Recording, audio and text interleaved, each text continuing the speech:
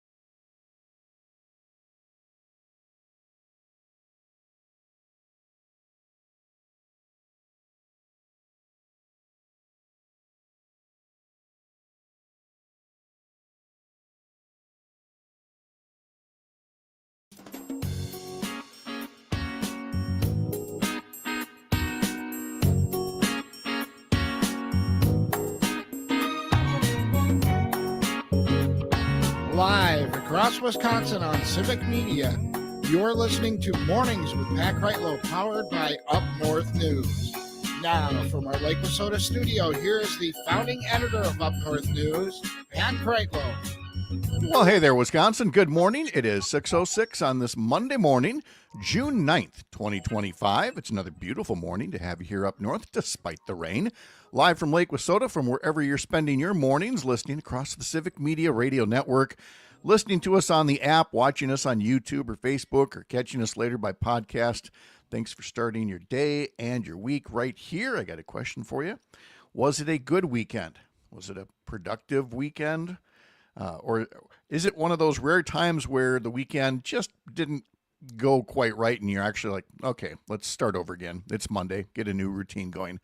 However it was, it's nice to have you along here. We've got a busy show today. We've got a lot of folks who are going to be stopping in at one point or another to talk about a host of different topics. We will, of course, update the intentional conflict being set up in California by President Trump over immigration arrests, coming increasingly closer to the martial law police state situation of his own making, the thing that authoritarians do best. Also, Dr. Kristin Lyerly will be here. It is Men's Health Week, so we'll talk about how we guys can take better care of ourselves. But we've also got a story about women's health and the terrible track record on women's health in so-called pro-life states. In our second hour, we'll visit with UpNorthNews reporter Salina Heller. We'll get a check on weekend sports with Jimmie Kaska. And we'll visit with State Senator Chris Larson, talking about how Democrats in the legislature have introduced several new packages of bills. There's one about gun safety. There's one meant to affirm the rights of people in the LGBTQ community. Another designed to help defend the state against some of those Trump policies that can hurt residents and the economy. In our third hour, we'll talk to somebody with the Building Trades Council about the ongoing popularity of apprenticeships in the construction trades and how the state legislature can continue providing the kind of support that addresses the state's labor shortage. And then we'll have Jane and/or Greg in, Jane Matenaer, Greg Bach, to preview their show that comes up right after this one, starting at 9 o'clock, all across the Civic Media radio network on this rainy Monday. As things get going here, I know that we will eventually get a full check on the weather. Hopefully we'll get Brittany Merlot in here to tell us much more. I can tell you it's going to be a rainy one for a lot of us today, an all-day rain. Tomorrow is supposed to be warm and dry for many, but then an unsettled pattern moves in for all the rest of the week with chances of showers or thunderstorms from Wednesday onwards. So if you were going to plan anything outdoors, Tuesday just might be the way to do it. So let's see. Tony says we did it perfectly. He writes on YouTube, I finished mowing just as it started to rain Saturday and then went to Duluth on Sunday to stock up on food. I had the same experience yesterday with the yard work and getting it done just ahead of the rain. In fact, that was my Facebook post yesterday afternoon, was a kind of a split image of the weather radar with a little blob of heavy rain just as it was about to move into Chippewa. And then the other half of the photo is my feet in a hammock, because we got all the yard work done. We went through all the landscaping. Sherry did a lot of the weeding. I did some trimming, mowing, you name it. Could see that the weather was going to change. And so my plan was to spend a good hour or so in the hammock yesterday. That didn't happen, but we got all the work done. So I took the obligatory picture of me in the hammock for all of about 30 seconds, Parker Olson. But sometimes that's all you need, is just that moment of victory to say, we got it all done. The first drops of rain start to hit my face, and I go, all right, hammock time is over. That's it. But that's I made it. How was your weekend? It was pretty good. Did a little bit of work with Madison Mallards, shooting a couple of games. Had supposed to be a surprise party for my dad, but you know how surprise parties are when you're trying to trick somebody. Mm-hmm. It doesn't usually go too hot. So he figured that out like the day before. His birthday is today. So he figured out the surprise party. Yeah, too many people were asking him to do stuff at 2:30 on Saturday. Yeah, you got to coordinate that better, the diversions. He just kept saying no. We couldn't get him. Pieced it together. No, why does Gar want to play golf with me? Why did Nick and Parker want to take me out for a beer? What is happening? I think he caught on really early. That's just how good passive-aggressive people deal with these things. So that's my good. guess, yeah. Oh, well, I'm sure that he still managed to have a good time. Oh, yeah, he was happy with it. Even without the surprise. So that's good. And the Madison Mallard games, are those, you had a couple of games this weekend? Or yeah, a couple games. Good crowd? Saturday, Sunday, pretty good crowds of both. In the crowd on Saturday was our very own Luke Mathers. Our own Luke Mathers? Yeah, got him on the video board even. Got him out of Sun Prairie. That's a big deal. Usually he just works and sleeps. It's nice to see he can find some time for recreation. It was weird to see him in the wild, yeah. Luke Mathers in the wild. Yes, if you have any sightings of Luke Mathers in the wild, text us 855-75-CIVIC or use that Civic Media app to reach out to us as well. You can also leave a voice note. We've played those on the show before. And so, yeah, you can use the voice note feature and, of course, the comment section where all kinds of our friends hang out to wish us a happy Monday. And we appreciate that very much as well. And if you're going to listen to the show later by podcast, may I recommend Spotify as a way to go to that app and subscribe to us. And if you can't spell Kreitlow, that's understandable. Just honestly, Spotify, look up Wisconsin politics, and up will come our show because we talk so much about Wisconsin news and politics. This was a very interesting theater week for me, Mr. Olson.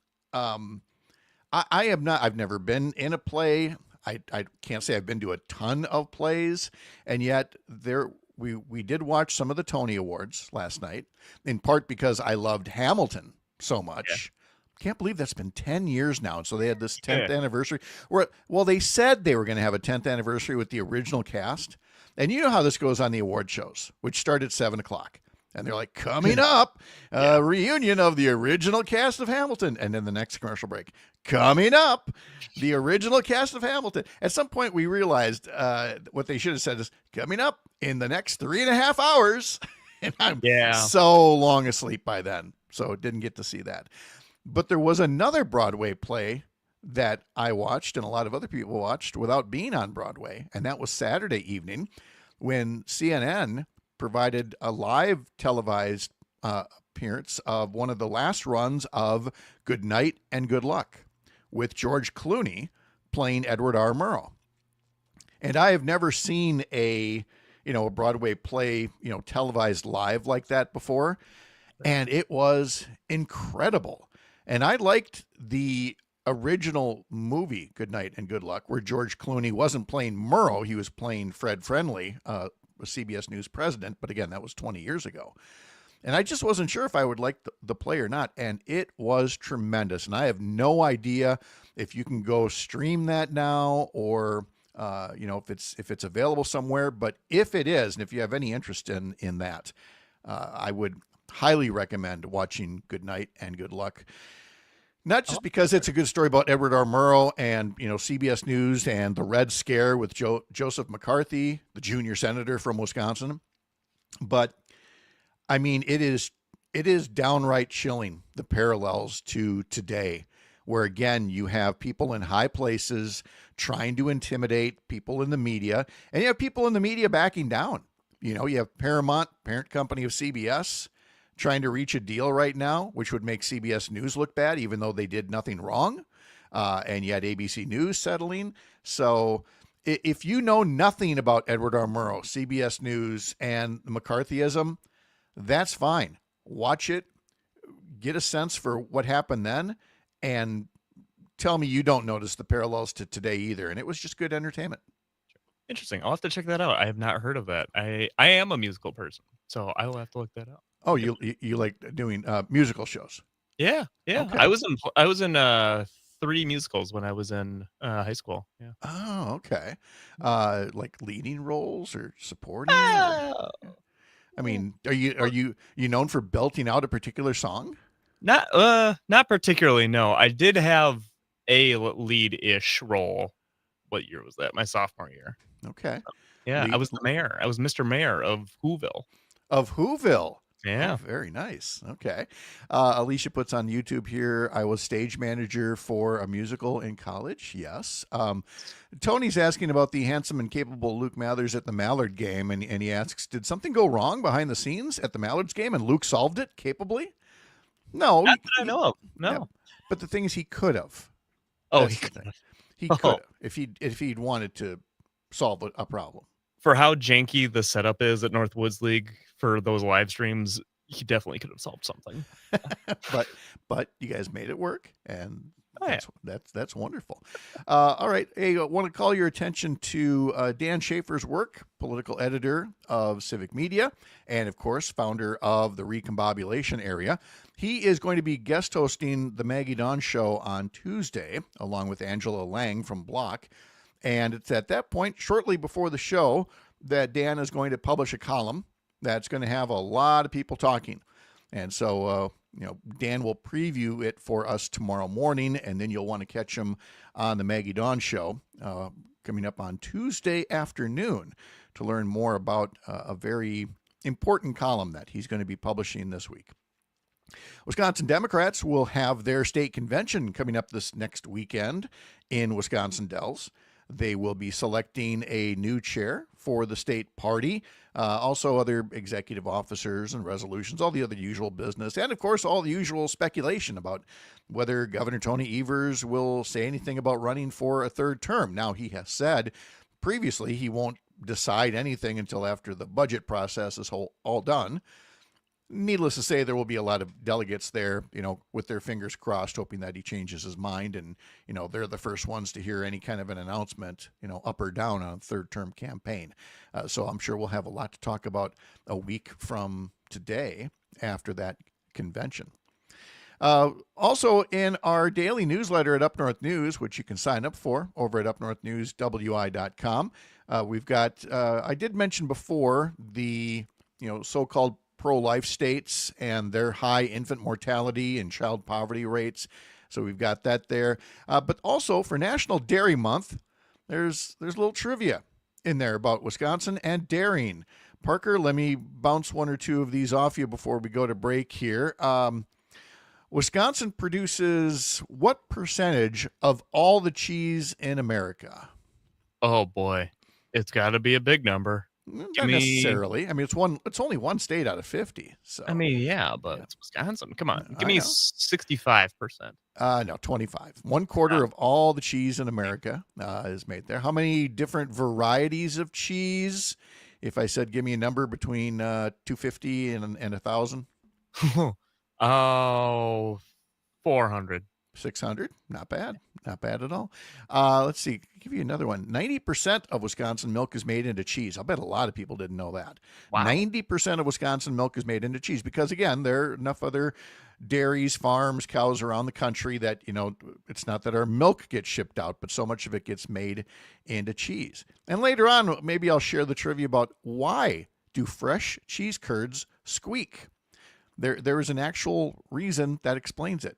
And we'll tell you all about that at some point. Or you can sign up for our newsletter and learn more. UpNorthNewsWI.com. From the heart of America's Up North, live from Lake Wissota, thanks for making this the place to spend part of your mornings. I'm Pat Kreitlow. This is the Civic Media Radio Network.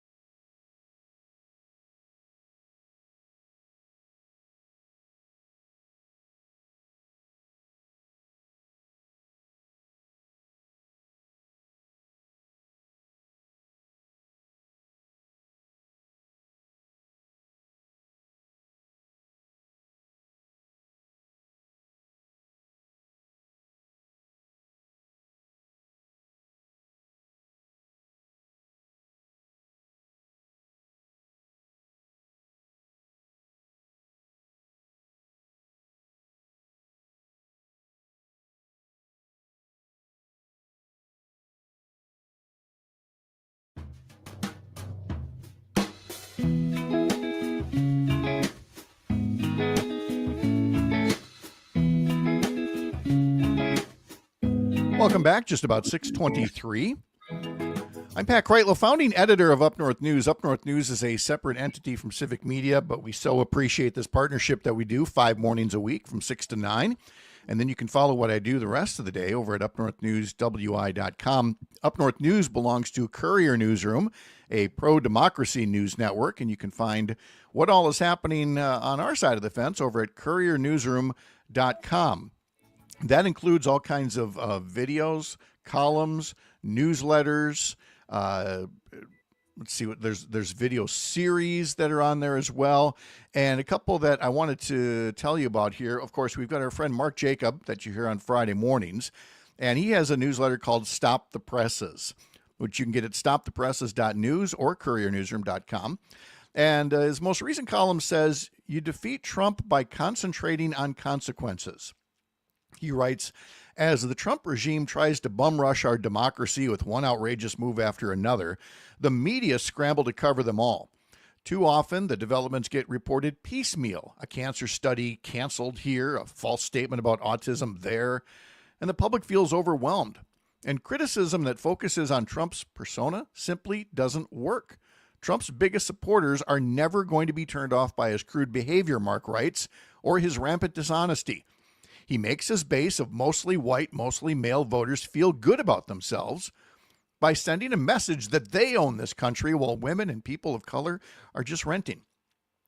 So instead of making the coverage about Trump, keep the focus on the consequences of his ideas. More food poisoning because of a lack of restaurant inspections.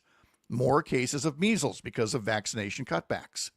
More lung cancer deaths because of the cancellation of programs that get people to quit smoking. Supporters of Trump may not understand what it means to fire inspectors general. They may not care whether children in Africa starve to death because of the trashing of foreign aid.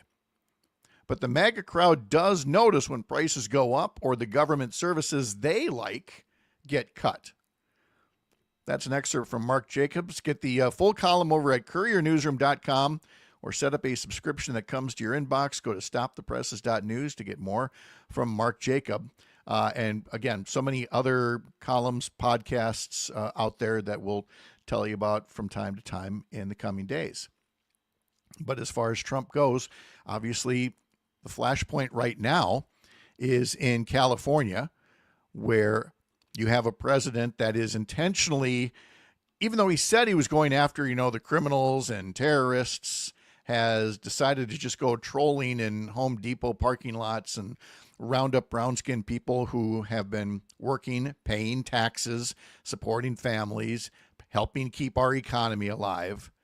But again, when your policy is based on race rather than actual reality of solving problems, you could see where this would happen. And so an analysis piece in the New York Times by Tyler Pager says, "It is the fight President Trump has been waiting for, a showdown with a top political rival in a deep blue state over an issue core to his political agenda. In bypassing the authority of Democratic Governor Gavin Newsom to call in the National Guard to quell anti-ICE protests in Los Angeles, Trump is now pushing the boundaries of presidential authority and stoking criticism that he is inflaming the situation for political gain." Well, no kidding.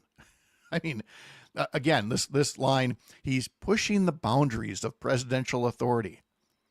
No, he's on a collision course with martial law, and that's what he wants. He wants his administration to get things done at the end of a barrel of a gun if need be.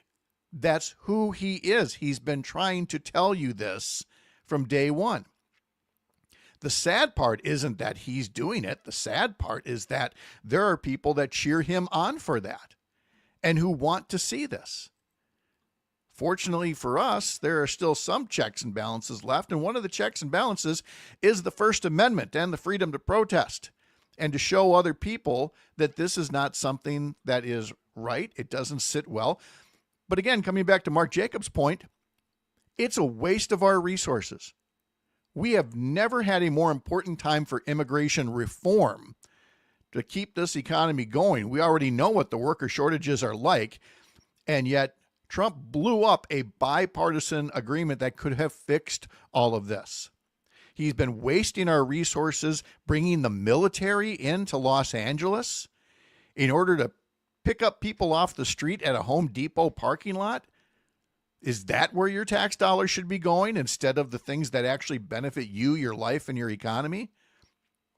This guy's wasting your money on a big old military parade that's going to be coming up next week. He's got a bill right now that would put another $3 trillion into the national debt.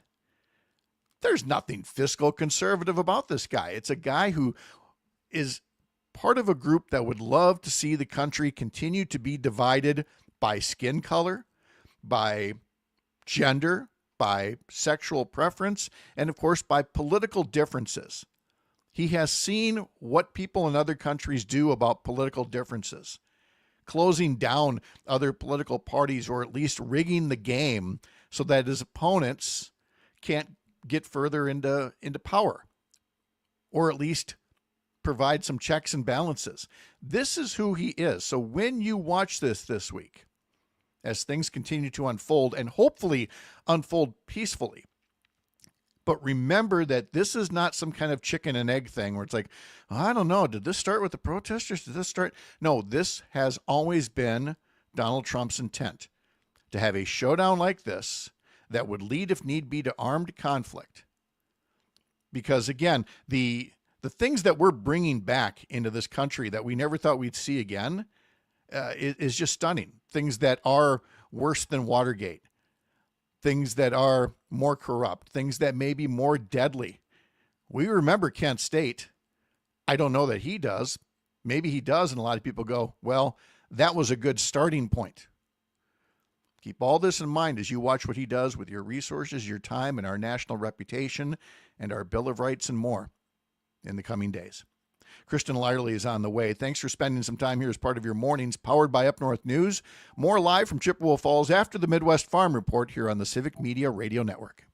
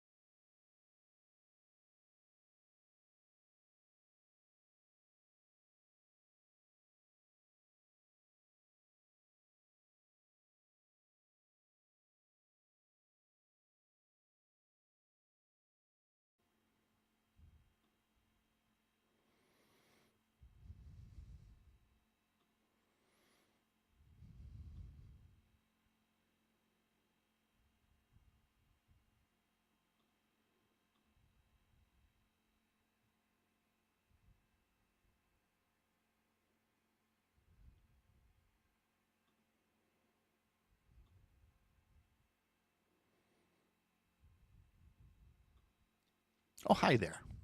Hi, good How morning. how was your weekend?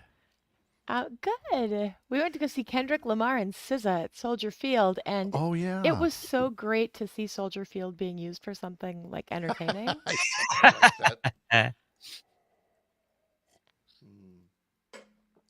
So did you have to go Chicago, Green Bay, Hibbing? Yeah. Or I ooh, made a little pit stop up at Lake Vermilion as well. That was fun. wow, okay. You know, Mm-hmm. I like to go places. Yes, you do. You are quite the road warrior. Yeah. All right. Let's see what else.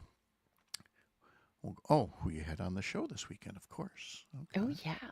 Oh yeah. All right. I'm gonna do a couple of sports things first here. Okay.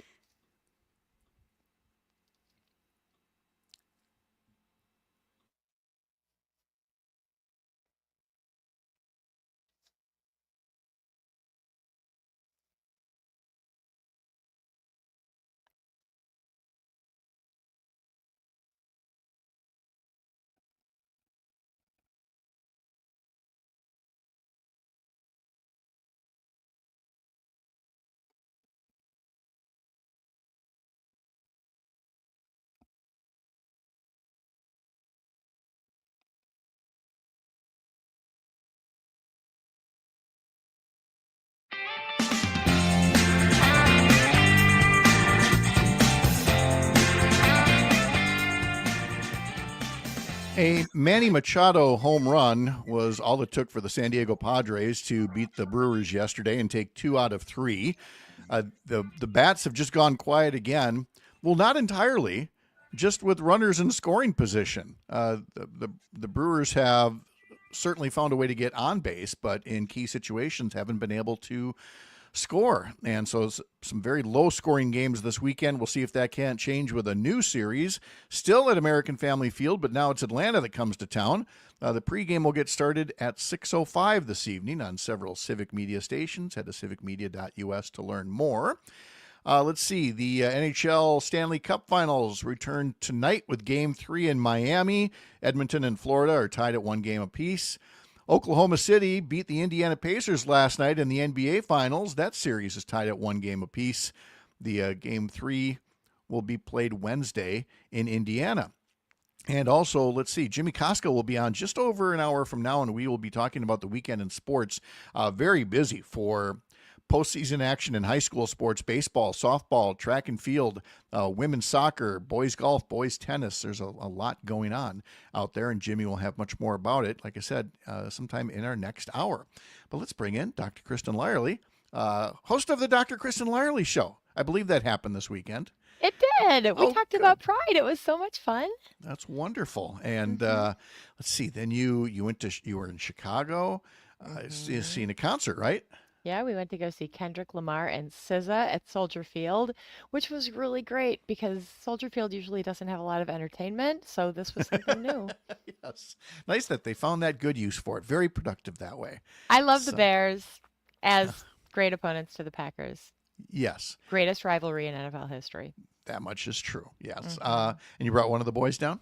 Yeah, my youngest. It was his first Okay. concert, and he was so excited. It was a great concert. It was very artistic. The Mm-hmm. choreography was unbelievable. What we saw up on screen was it was so different than going to like a Springsteen concert. Mm-hmm. It was yeah, incredible. Oh, that's great. Hmm. Yeah, there was a over by Cadott here on the Rockfest Country Fest grounds. I know that they have new names now. I haven't learned them yet, but there was some other music festival there this weekend, like all about EDM music. You Oh, know, you didn't go? I didn't go, no, Oh. and I definitely got differing versions of it depending on who you talk to. There were a lot of folks that uh, said the crowd was peaceful and maybe peaceful for you know chemically induced reasons, but that they weren't nearly as rowdy as some of the other music festivals that are up there. Uh, Boy, we had discussions this week about the difference between deadheads and parrot heads. I mean, there's just a whole culture out there about live music, and I was talking about watching Broadway shows in the last segment here. What was it about this particular concert that you wanted to go down to in Chicago? It was him. It It was was my okay. son's Christmas. It was my son's Christmas present. Oh, okay. Got Yeah. it. Okay. Yeah, but there's music everywhere, Pat. I mean, in the valley, in the Fox Valley, we've got Mhm. Mile of Music. It's a big 3-day long music festival that features young up and coming artists. There is a big Friday night series in downtown Green Bay on the city deck.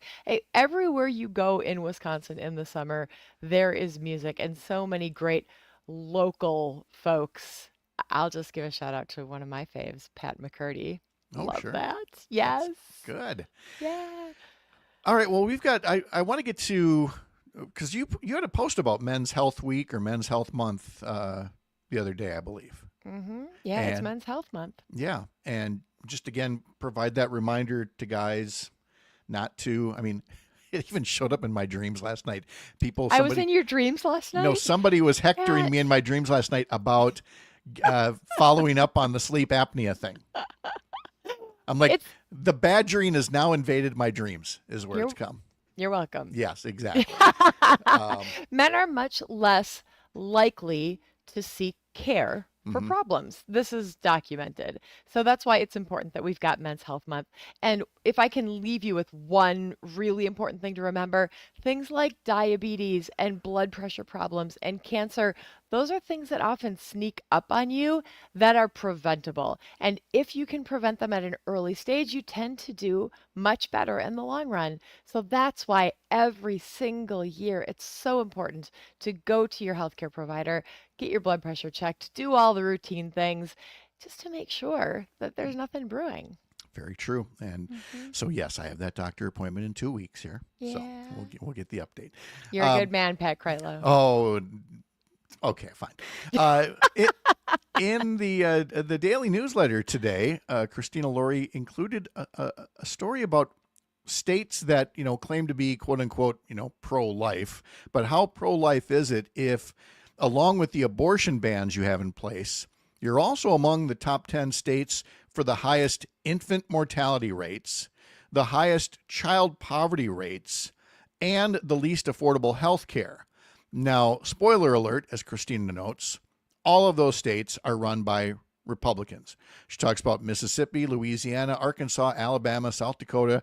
They lead the country in infant deaths, Kristin, and the numbers for infant deaths, maternal mortality, and more are just downright alarming.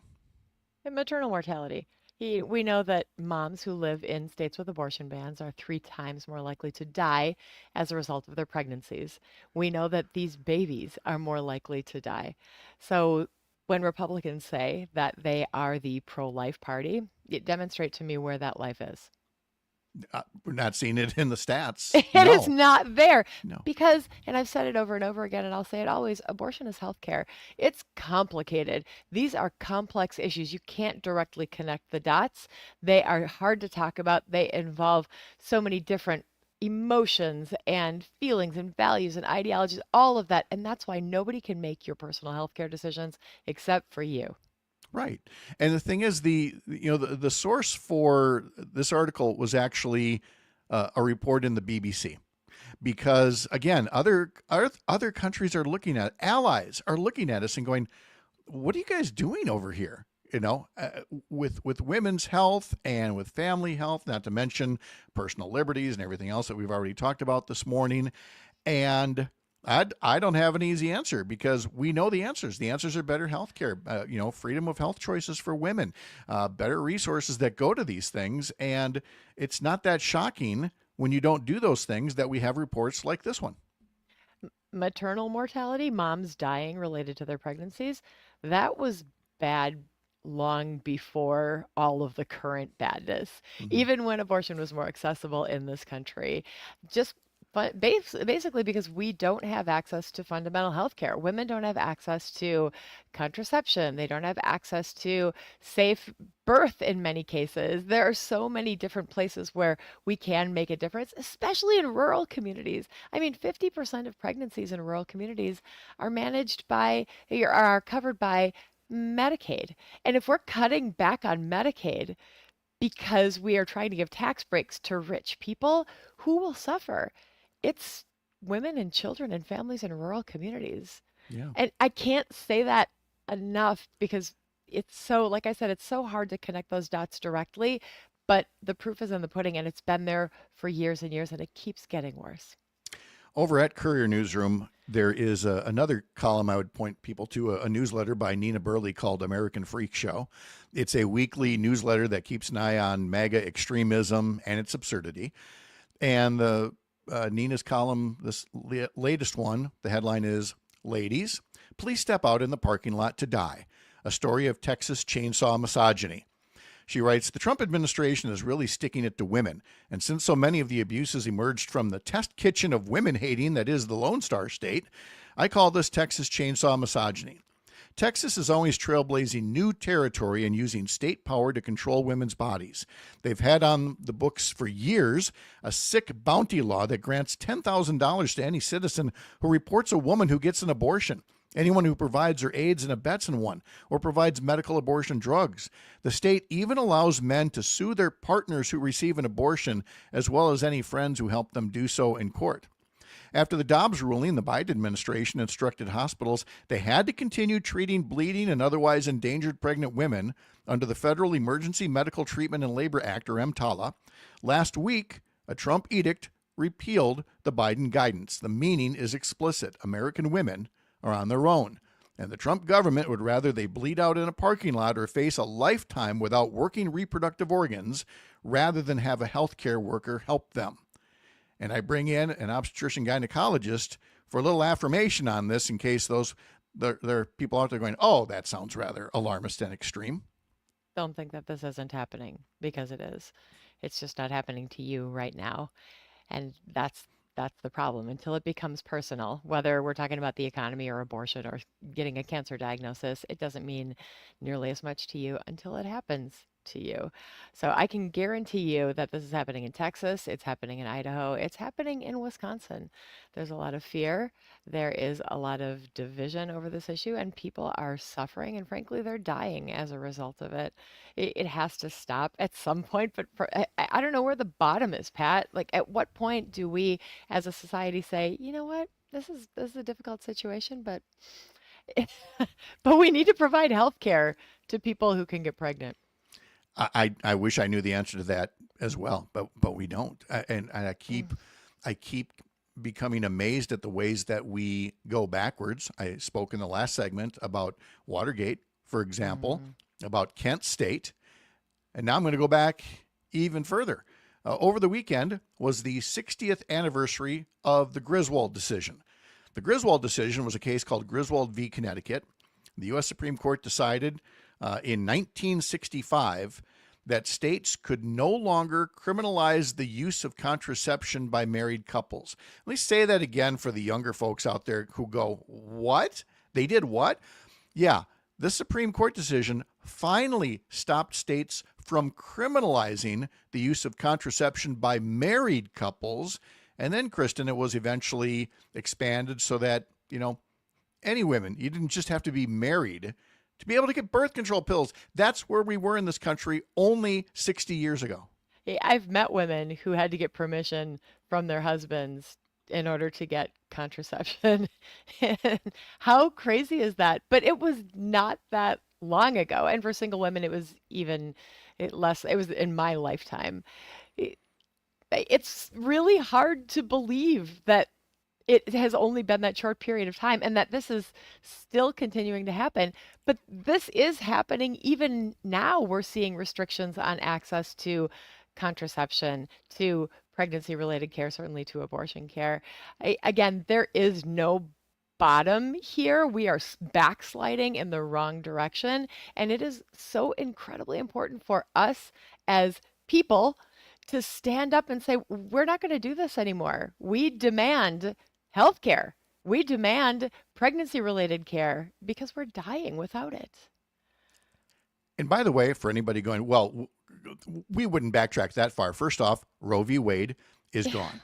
It's gone. And when it went away, Clarence Thomas, Samuel Alito, and I'm sure Brett Kavanaugh and some others, but especially Clarence Thomas, specifically cited other cases. They said, well, see, we just got rid of Roe v. Wade. Here's some other cases we need to get rid of. The Griswold case was one of those that was specifically mentioned, along with the case that, guaranteed same-sex marriage. We are very much on a path toward, once again, criminalizing not just abortion, but contraception. That's what this government that's in power right now would like to do, unless there are some checks and balances. Today's history lesson is coming up next, as we always do, mornings, up north and live, here on the Civic Media Radio Network.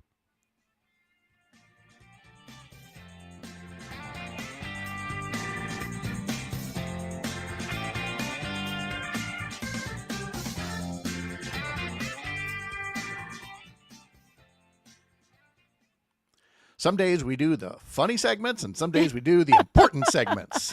As I was reading through that stuff this morning, I was like, yep. I don't even know how to add highlight to this because it's all in the data, and it's all right there. Like, yep, it is happening. Yep.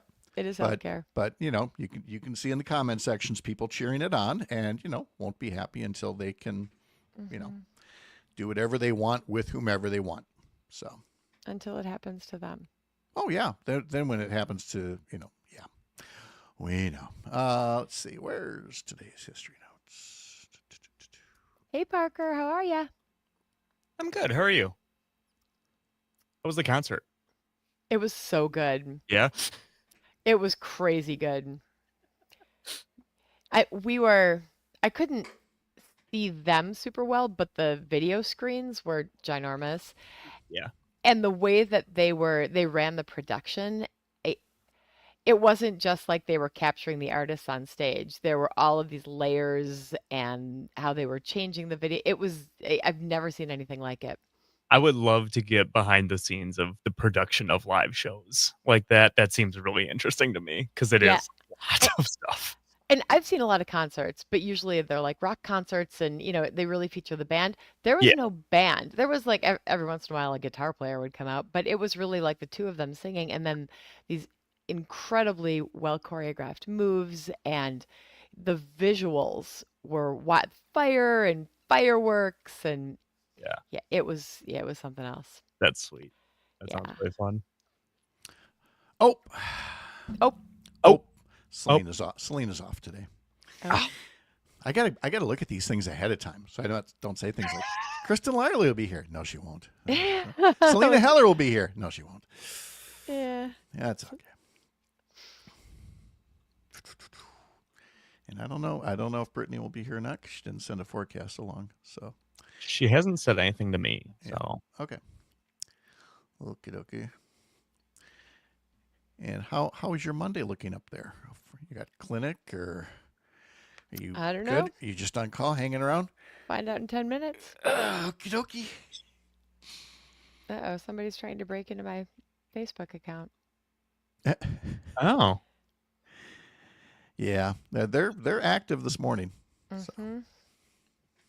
Have you ever looked at when Microsoft sends you all the attacks on your account? No.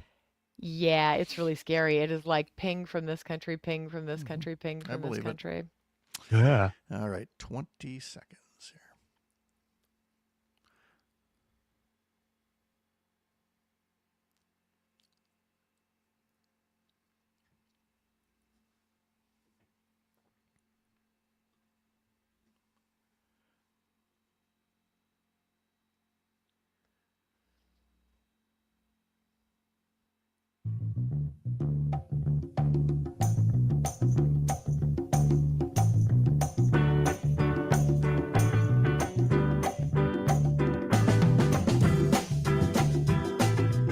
The anniversary of Jackie Wilson's birth.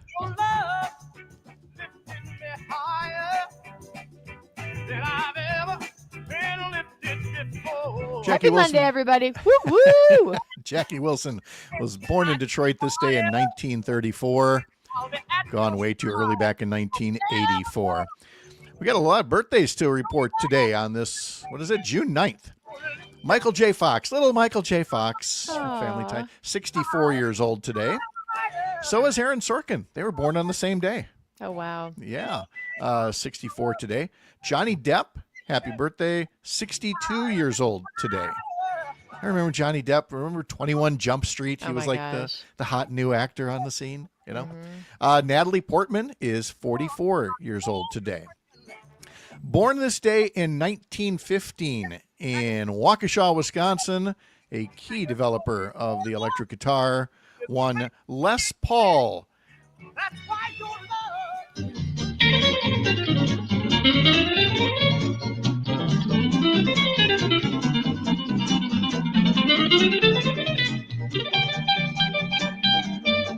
Folks in the 40s, 50s had no idea guitar could do this.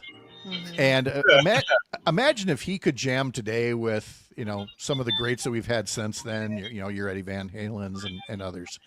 But a lot of it really started with Waukesha's own Les Paul, born this day in 1915.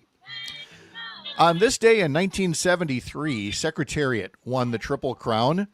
And again, you don't have to be a big horse racing fan, but if you want, go on YouTube and look up Secretariat winning the Triple Crown at the Belmont Stakes. And this horse won by, I forget how many lengths now. Was it 50 lengths? So many. It's ridiculous. It really was. Let's see, another birthday for today. Born this day in 1954. That makes him 71 years old today. Pete Byrne, the English lead singer of the new wave band Naked Eyes. I walk along the city streets you used to walk along with me. And every step I don't really love that all these 80s people are in their 60s and 70s right I now. know, That's it's giving something- me a complex. Yeah, something not right about that. Tony on YouTube. Michael J. Fox tried to tell them about rock and roll, but they just weren't ready. They That's weren't. right. Yep. Let's see. Cole Porter was born this day in 1891 in Indiana. Classic songs like Night and Day, It's the Lovely, Anything Goes, and so much more. What a transition I'm making from Cole Porter's Night and Day to how in this day in 1990, MC Hammer's Please Hammer Don't Hurt 'Em became just the second rap album to reach number one. Can't touch this. Can't touch this. Do you still have your MC Hammer pants, Pat? I never did. Sure. By the way, Please Hammer Don't Hurt 'Em, I said the second rap album to reach number one. The first was, Kristin, any idea? What group had the first rap? DMC? That's a good guess, but no, it was the Beastie Boys. Oh. Licensed to Ill.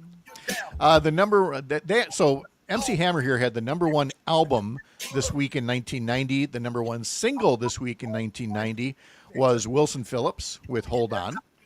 And finally, on this day in 2007, the number one song was from a relatively new singer, Rihanna. Now that it's raining more than ever, know that we'll still have each other. You can stand under my So I guess she just recently announced that she's pregnant again, which is perfectly fine. Love it. But I love the way that it's presented on like the entertainment shows because people have been waiting for years for her to come up with a new album. And then she was pregnant. And then, okay, a couple of years later, they thought, here comes the album. Nope, here comes the next pregnancy. And so again, people were like, okay, it's time for Rihanna to drop that album. Nope, she's dropping another baby again. Remember when she performed the Super Bowl halftime, pregnant? Yes. And it was like a big reveal. Uh-huh. I She's know. been a And- prolific hit maker. Oh, I know. And again, like any of these folks, at any point you can say, no, I'm done. It's a lot of work to either write these songs, perform them, go on tour, everything else. So Gestate a child in your womb, also a lot of work. yeah. What I hear. Yeah. Cassandra on YouTube. All I see when I hear Umbrella is Tom Holland dancing in the rain in a maid's outfit. Oh my gosh, Cassandra, yes. If you have not seen that video, please look it up. Was I that don't know. not, It's on Maybe a lip sync I have. battle. it was on what? Oh, I A have. lip sync battle. Oh, okay. I don't remember the maid outfit, but I do remember Tom Holland. Yes. I definitely have to look that one up. Let's see. We mentioned Men's Health Week. This is Auto Service Professionals Day. So thanks to all those folks who can keep our cars going because they're no longer, you can't just get under your car, open the hood and fix something anymore. You need to you have a PhD in computer technology. Did you used to do that? Everybody used to do that. Even I used to be. I could fix things in my car once upon a time. Even I could do it. There's nothing I can do there now that doesn't involve having an MIT grad pulling that hood up. And finally, this is National Strawberry Rhubarb Pie Day. Yes. No, Is that I'm what we gonna do needed? that. that's a. Yes. It's a weed. What are you doing? Rhubarb. I love rhubarb. Oh, well, somebody had to, right? Just put a lot of sugar on it. Yep. Yeah, I think that's the point I'm trying to make. If it needs that much sugar on it, but hey, if the sugar and the strawberries and everything else get her done, okay, fine. Let's see. On the one, Tony's right. He's got you, just you right there. And one follow up from Cassandra on Tom Holland. That man is so comfortable in his skin, and he decided to be sober because he knew what it was doing to him, which again, kind of related to men's health. Alcohol intake and other things that are bad from you. Yes. If you can avoid those, you really should. Coming up in our next hour, we will be talking to State Senator Chris Larson about various bills that have been introduced by Democratic legislators, not going to pass with the Republican majority, but they send a message about who's out there fighting for you. 2 more hours to go as we get rolling on another one of those Monday mornings powered by Up North News. I'm Pat Kreitlow. This is the Civic Media Radio Network. pouring rain. It's pouring rain. Come in May.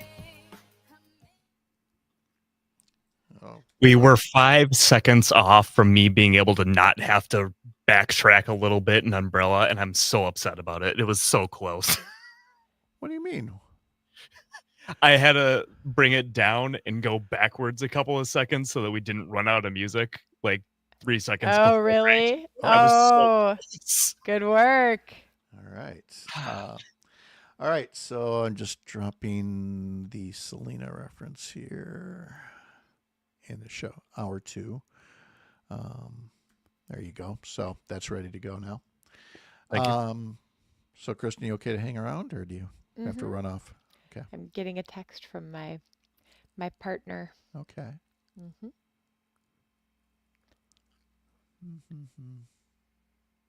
Okay. All right. I will be back. Okay.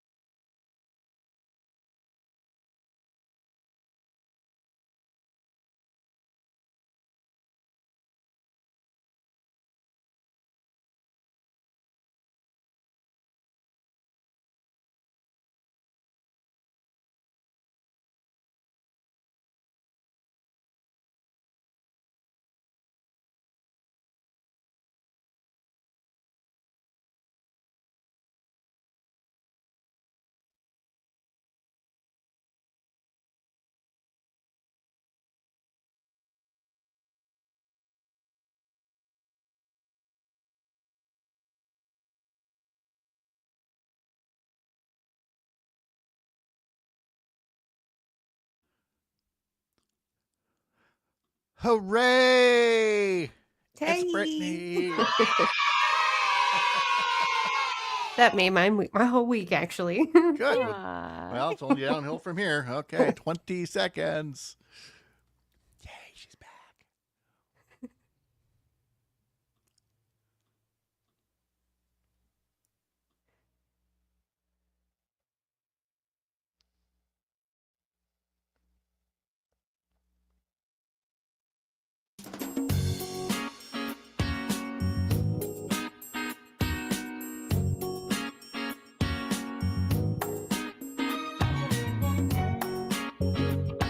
Live across Wisconsin on Civic Media, you're listening to Mornings with Pat Kreitlow, powered by UpNorthNews.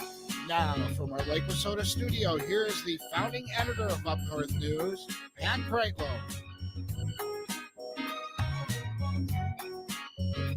Hey, good morning. It's 7:06. It's nice to have you back here up north on this Monday morning, June 9th, 2025. Dr. Kristin Lyerly is here. Meteorologist Brittany Merlot is on the way. We'll talk to State Senator Chris Larson a little later on this hour as well.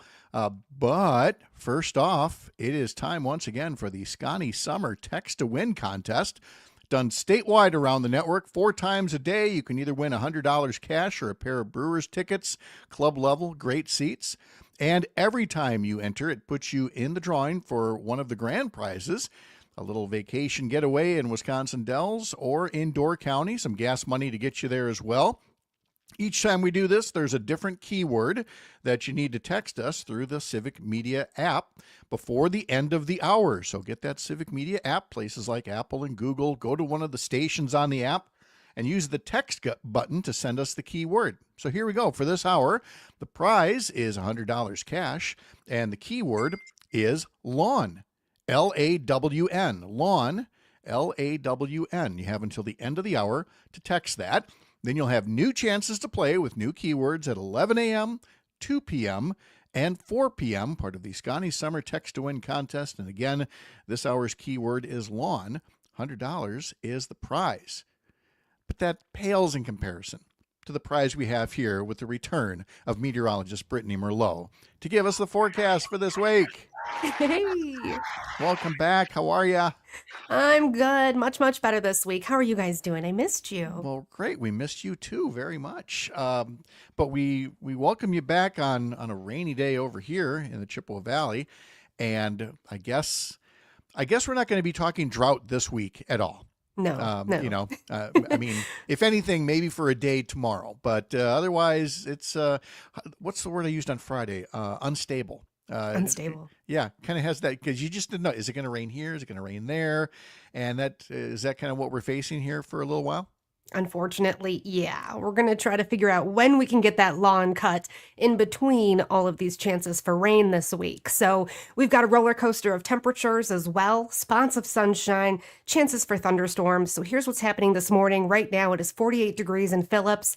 It is 59 degrees in West Bend. So we're in those upper 40s to low to mid 50s all across the state. There is sun shining in far southeast parts of the area, clouds far northwest, and it is raining right now into central Wisconsin, here in Owasso as well, with a low pressure system overhead draping a cold front through the state. So it's going to be a damp and dreary day today with on and off light rain chances for a good chunk of the state this morning. Then it sparks back up and some small storms are possible later this afternoon, and they could still continue into this evening as well. So an on and off damp and dreary day, mid 50s far north to mid 60s far south. So still stuck in that cooler air. And as we go through tomorrow and Wednesday, a high pressure system starts to settle in. So we will start to dry things out. We will warm things up to the mid 60s far east tomorrow, mid 70s far west. And then we're going to continue that warm up to near 80 degrees on Wednesday before another low pressure system brings more wet weather for the rest of the week.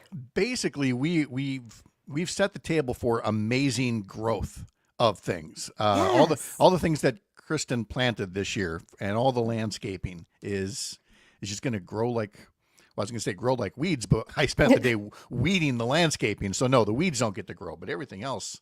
And I like the way you put it about the lawns, because that's always one of those things, you know, you have weeks like that where you're like, can I go now? Can I go now? Can I go? Right. You know, can I squeeze this in before it rains again? Will I make it? Is the grass dry enough before the next round comes in? Yeah. Exactly. Yeah, that's I going to be the know. problem this week. So Tuesday, Wednesday, otherwise wait till Sunday. Okay. Kristin, are the boys taking care of the landscaping and the lawn adequately while you're, working during the week? I sure hope so. We've developed a strategy where I've asked them to send me a picture and then I make a judgment instead of just relying on their judgment. We'll see how this works. On the lawn? Yeah. Is there? Did you put like a ruler in the ground or something so you can say, well, it's 3¼ inches. Are It's they go No. time. the mower? Can't you just tell? Like, you look at it, you see you have a Yes. pattern. It's Yes. like looking at a ballpark. You've got the pattern. If you start to lose the pattern, Mhm. it's time to mow. Yeah. Right, Rob? I know Rob's listening. Rob This is Rob's li- expertise. Yes, he is. He says, good morning from Tigerton. It's cloudy and 53 with rain just west of me. Saturday, I had 2 yards to mow. Then my niece Elvie's graduation party and birthday Sunday. Tigerton had a 1/2 inch of rain. And when I went to church, my car, Molly, got a car wash while I was in church.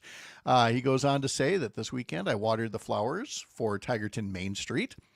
He also says, unfortunately, in my area over the weekend, we had a rash of mailboxes and road signs being knocked down and stolen, especially stop signs. It cost the county and township money to replace these things. Yeah, don't do that. Don't be a jerk. Rob says, it was great to see Brittany again. She is a Wisconsin legend, and so is Pat and Kristin. All three of you gave some wonderful birthday wishes. That was the highlight of my birthday. Oh, Rob. How nice is that? So thank you Yeah. very much. And he says it's starting to rain again in the Tigerton area. So again, that's the theme this week.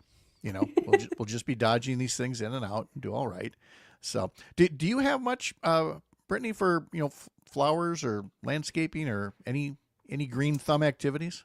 I love to do that. I have a ton of plants inside, but I don't have a lot of green space outside to do so. So not this year, unfortunately, but I'm huge into trying to grow some veggies, the pretty flowers, anything. I love it. Kristin, are you flowers or like veggies as well? Carrots and things, tomatoes. Right now I just have a small garden box, but I'm actually a master gardener, so I've grown it all. Wow. She's a master gardener, folks. Jeez. No, you're big time like that. Cheapers. All right.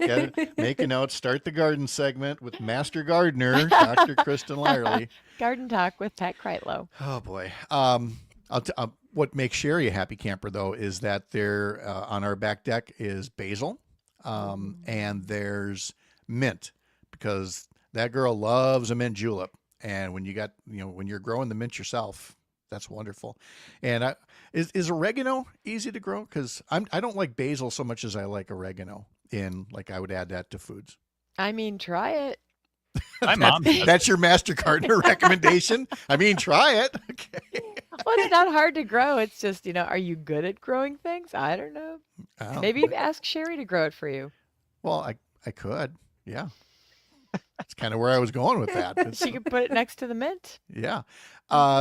Brittany, I've got a story here on the Up North News website about summer camp. Did you ever do summer camps as a kid? Oh, yes, absolutely. I was a Girl Scout, and then I also did the horse camps all the time. I loved horseback riding, so they'd send me away for the summer to a horse camp.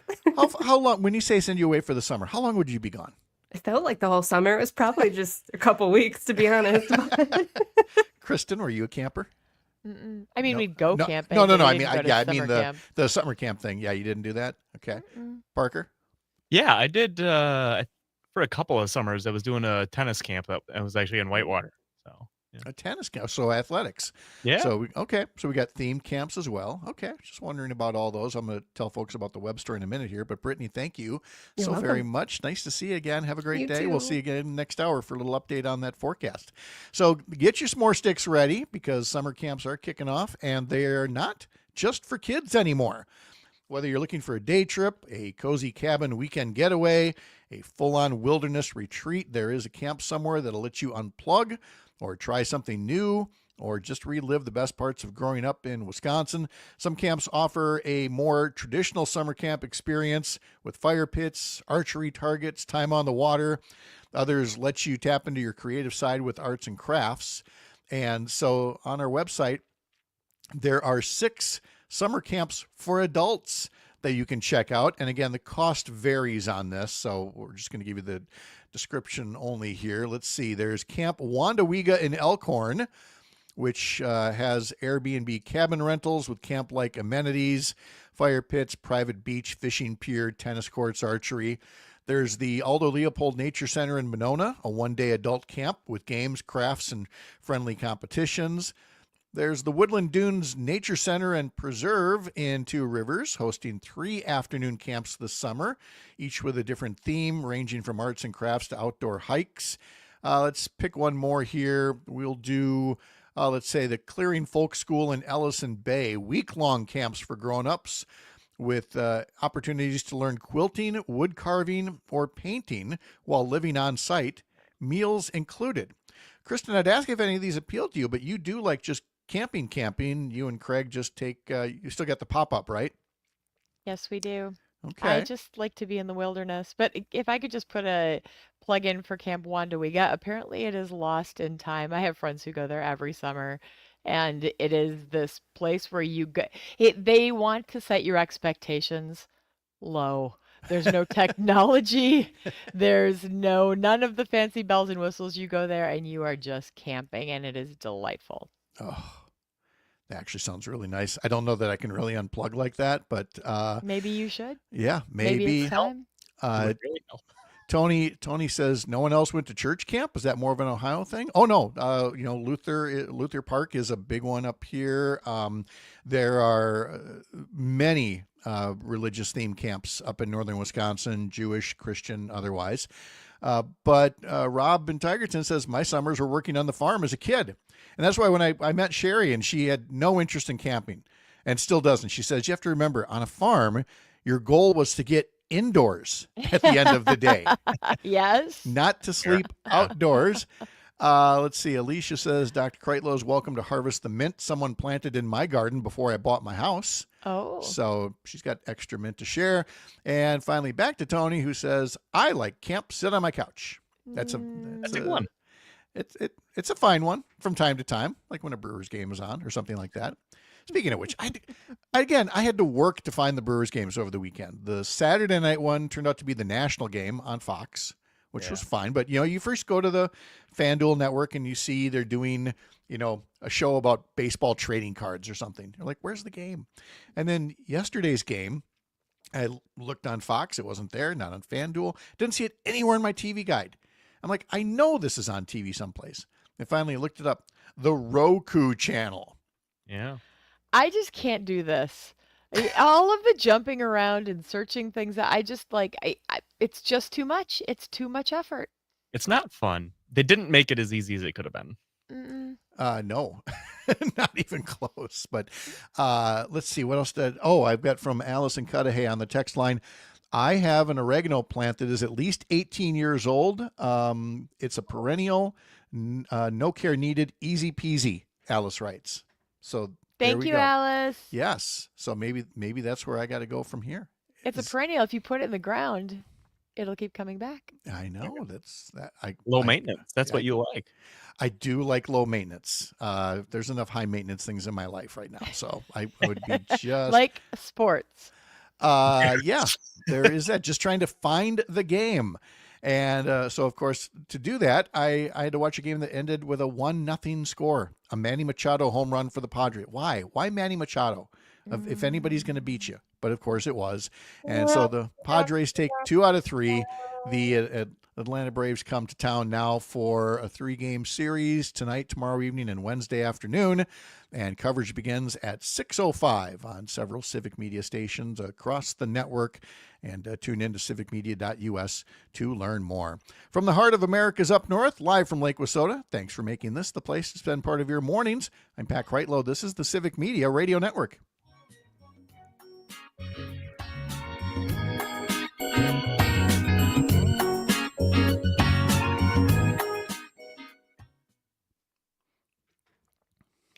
I do kind of like that the ESPN app will put the game on my home screen. Yes. So I now know when the Brewers are playing. Like, it's a surprise. Like, 1 o'clock game. Good to know. I don't think I knew that. Oh, you mean your phone? On my Okay, never mind. on I my was phone. thinking on like Roku, it'll put on like the home screen, like, hey, the Brewers are on right now. Yeah, I don't know. Roku TV. There are just too many channels, too many There's so things, many channels. so many paywalls. I just can't keep up with it. No. No, that's fair. I want to turn on the radio and have something to listen to, which is why I love the Civic Media app because there's always Aw. something there. Oh, do you know who's on next weekend's show? I'm sure you do. On my show, Yeah. I think we're doing Pride Part 2. Oh, okay. Mhm. All right. And you will be at the Democratic Convention? I will not because it's Father's Day and my partner is a father, Ah, okay. and that is the priority. Sure. Okay. Mhm. Bu-bu-bu-bum. Will Have you be you- at the Democratic Convention? I will not. I will. I It's Father's Day. conflict. No, not that. He was looking for a safe house in Canada. Yes. Yep. Yep. We'll be in Saskatchewan scouting out places there where Sherry could open a clinic someday called Vaginas of Regina. And, I mean, the merch just sells itself. I know people. That's my district. Your They're district, actually see? they're recruiting in North Battleford. I can send her a video. You should That's actually. She'd somebody. get a kick out of that because she would then show it to James, who's a pediatrician up there, Uh-huh. who we met in Cayman, but now lives there. Uh-huh. And he keeps saying all the time, "You can come live in our basement anytime. Get yourself started." Uh-huh. And I'm like, "Yeah, the way things are going in California, it may get here before you know it." So Yeah, Gavin Newsom last night on CNN was unlike I've ever seen Gavin Newsom before. mhm. He was rattled. Hey, did you make any announcement about 20 the seconds. chairs race, or are you I'm- publicly endorsing anybody or no? I am. 15. Okay, all right. You okay talking about it? Yeah. Okay, all right. Here we go.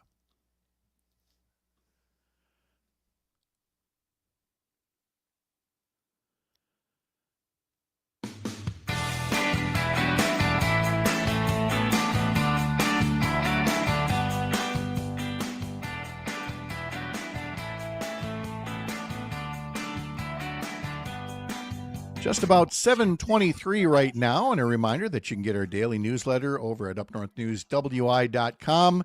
And I was just calling that up because we were doing some Dairy Month trivia. There we go. Let's see. I did promise the answer to this question, and maybe I'll bounce this off a doctor here. Dr. Lyerly, Yes. can you explain why fresh cheese curds squeak when you eat them? Because Okay, that's good. Yeah. they do. They because just do. they Try do. it. Answer. Wow.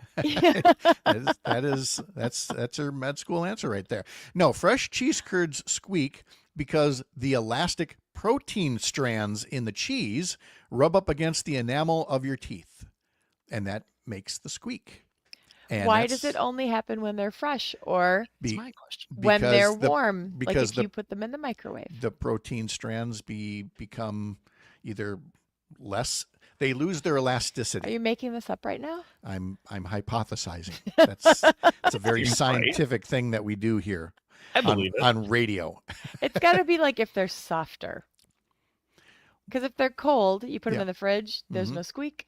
They No. have to be soft. They have to be, yeah. But well, the squeak that comes when they are fresh off the line, like when we pick them up at Nasonville, that little yellow shack by Curtis, just before you get to Abbotsford Highway on Highway 29. 29? Oh yeah. Oh, I love that squeak. And it's always fun when you've got visitors and you give them a cheese curd for the first time. And they think, I'm not going to like this. This is like, it curdles up from the milk. Blah, blah, blah. Just try it. They try it. It squeaks. It's got that little kind of salty, taste to it. And it's just fun to watch them go, oh, this is cool. Like, yeah, right. And then the Canadians managed to improve it and turned it into poutine. What the heck, I know. Add gravy and French fries, and you're good to go. Oh, yeah. Robin Tigerton says, I get fresh cheese curds from the DuPont Cheese Factory near Marion. I get mine from Scray Hill. Okay. Mhm.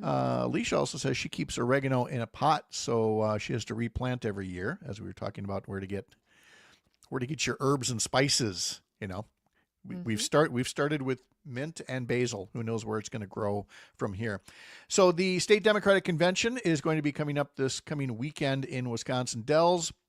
Of course, the big thing there will be the race for chair. You've got Joe Zepecki, you've got William Garcia, and you've got Devin Remaker, who is endorsed by the outgoing chair, Ben Wickler. And I've, stated on this program many times that I will be very happy with any of those three. They're all very capable, good folks, and I've been very grateful that all three have come on the show multiple times to talk about their vision for the state Democratic Party. Kristin, have you publicly expressed a favorite candidate in the race? Yeah, I have, and I agree with you. I think they all are a great choice, but Joe Zepecki is my guy, and I've been with Joe from the beginning. And the reason is that Joe was with me from the beginning. When I launched my campaign for Congress, Joe and his wife, Melissa Baldoff, who is a longtime advisor to Governor Evers, and she's been around Wisconsin politics forever, as well as Joe, who I've worked with Protect Our Care, so on some healthcare initiatives.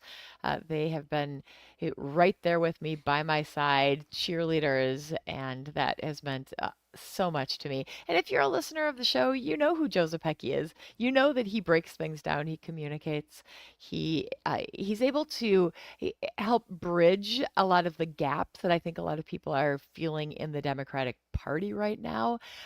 People are feeling like communication is a priority that hasn't been achieved, and it needs to be more emphasized further than it has been with past leaders. So I think Joe's our guy.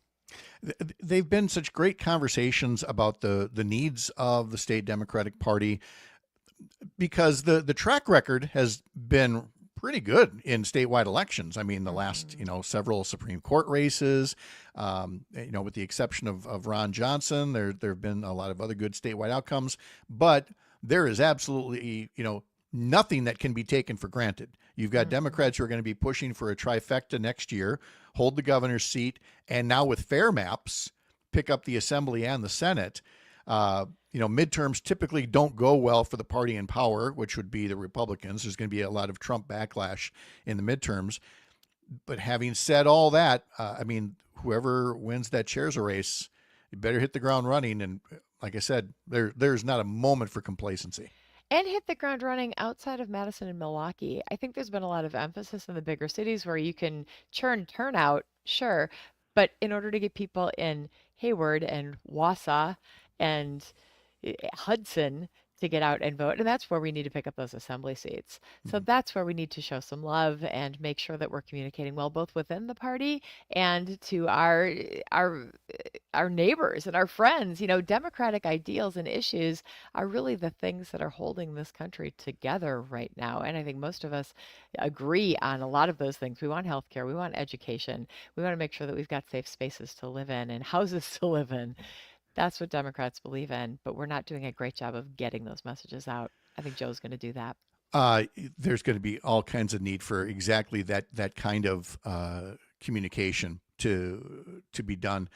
And there's going to be as well all kinds of speculation on will he or won't he. And of course, we're talking about Governor Evers, who probably won't make any announcement at the convention, but is certainly going to have people discussing whether he runs for a third term or not. So it would be nice if he surprised everybody and said, you know what, I've decided already, and it's, and then I might wish I was there, but I'll be missing it this year because I know next year is going to be such a big year and it's going to be big doings. So, by the way, in a related note, Dan Schaefer has a column about that he's going to be posting tomorrow. He'll give us just a little hint of it tomorrow morning, and then it's going to publish, and he'll have much more to say about it tomorrow afternoon when he's on the Maggie Dawn show, working alongside his guest co-host Angela Lang. So stick around for that.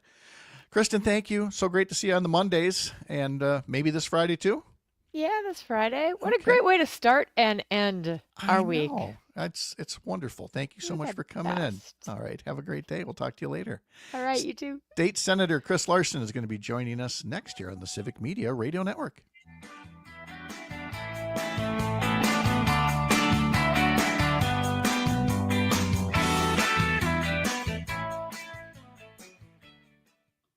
And there we go. Ta-da! You're the best bookend. Are you a bookend or bookends? I mean, there's only one of you, but you bookend the week.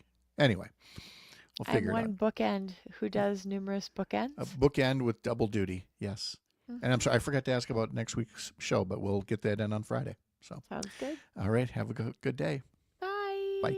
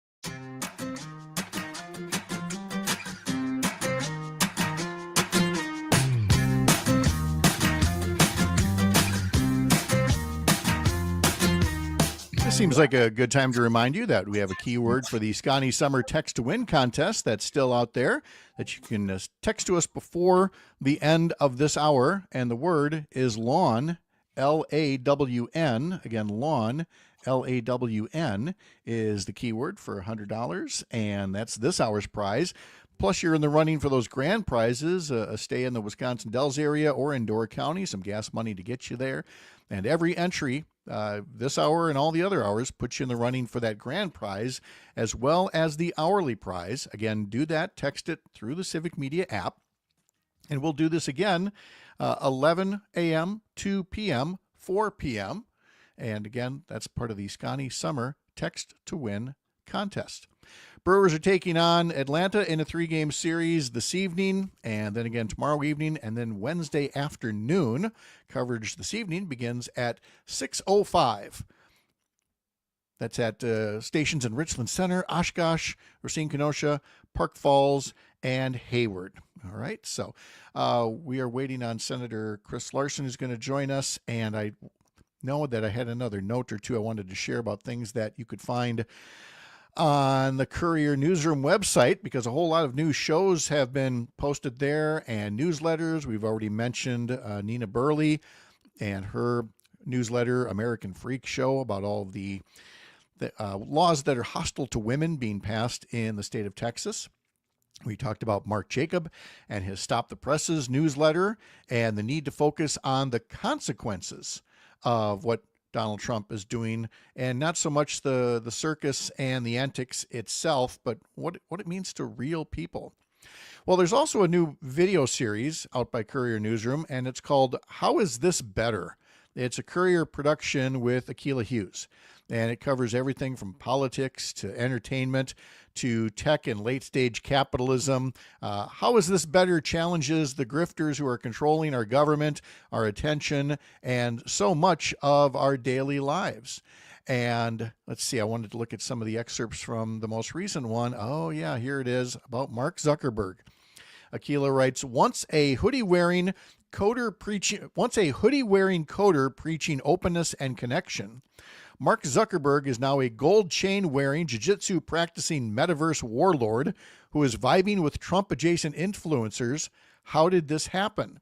Akilah Hughes digs into Zuckerberg's transformation from the early Facebook years through his big metaverse bet and even his chicken nugget eating macho phase. And I wish I was kidding about that, but unfortunately I'm not.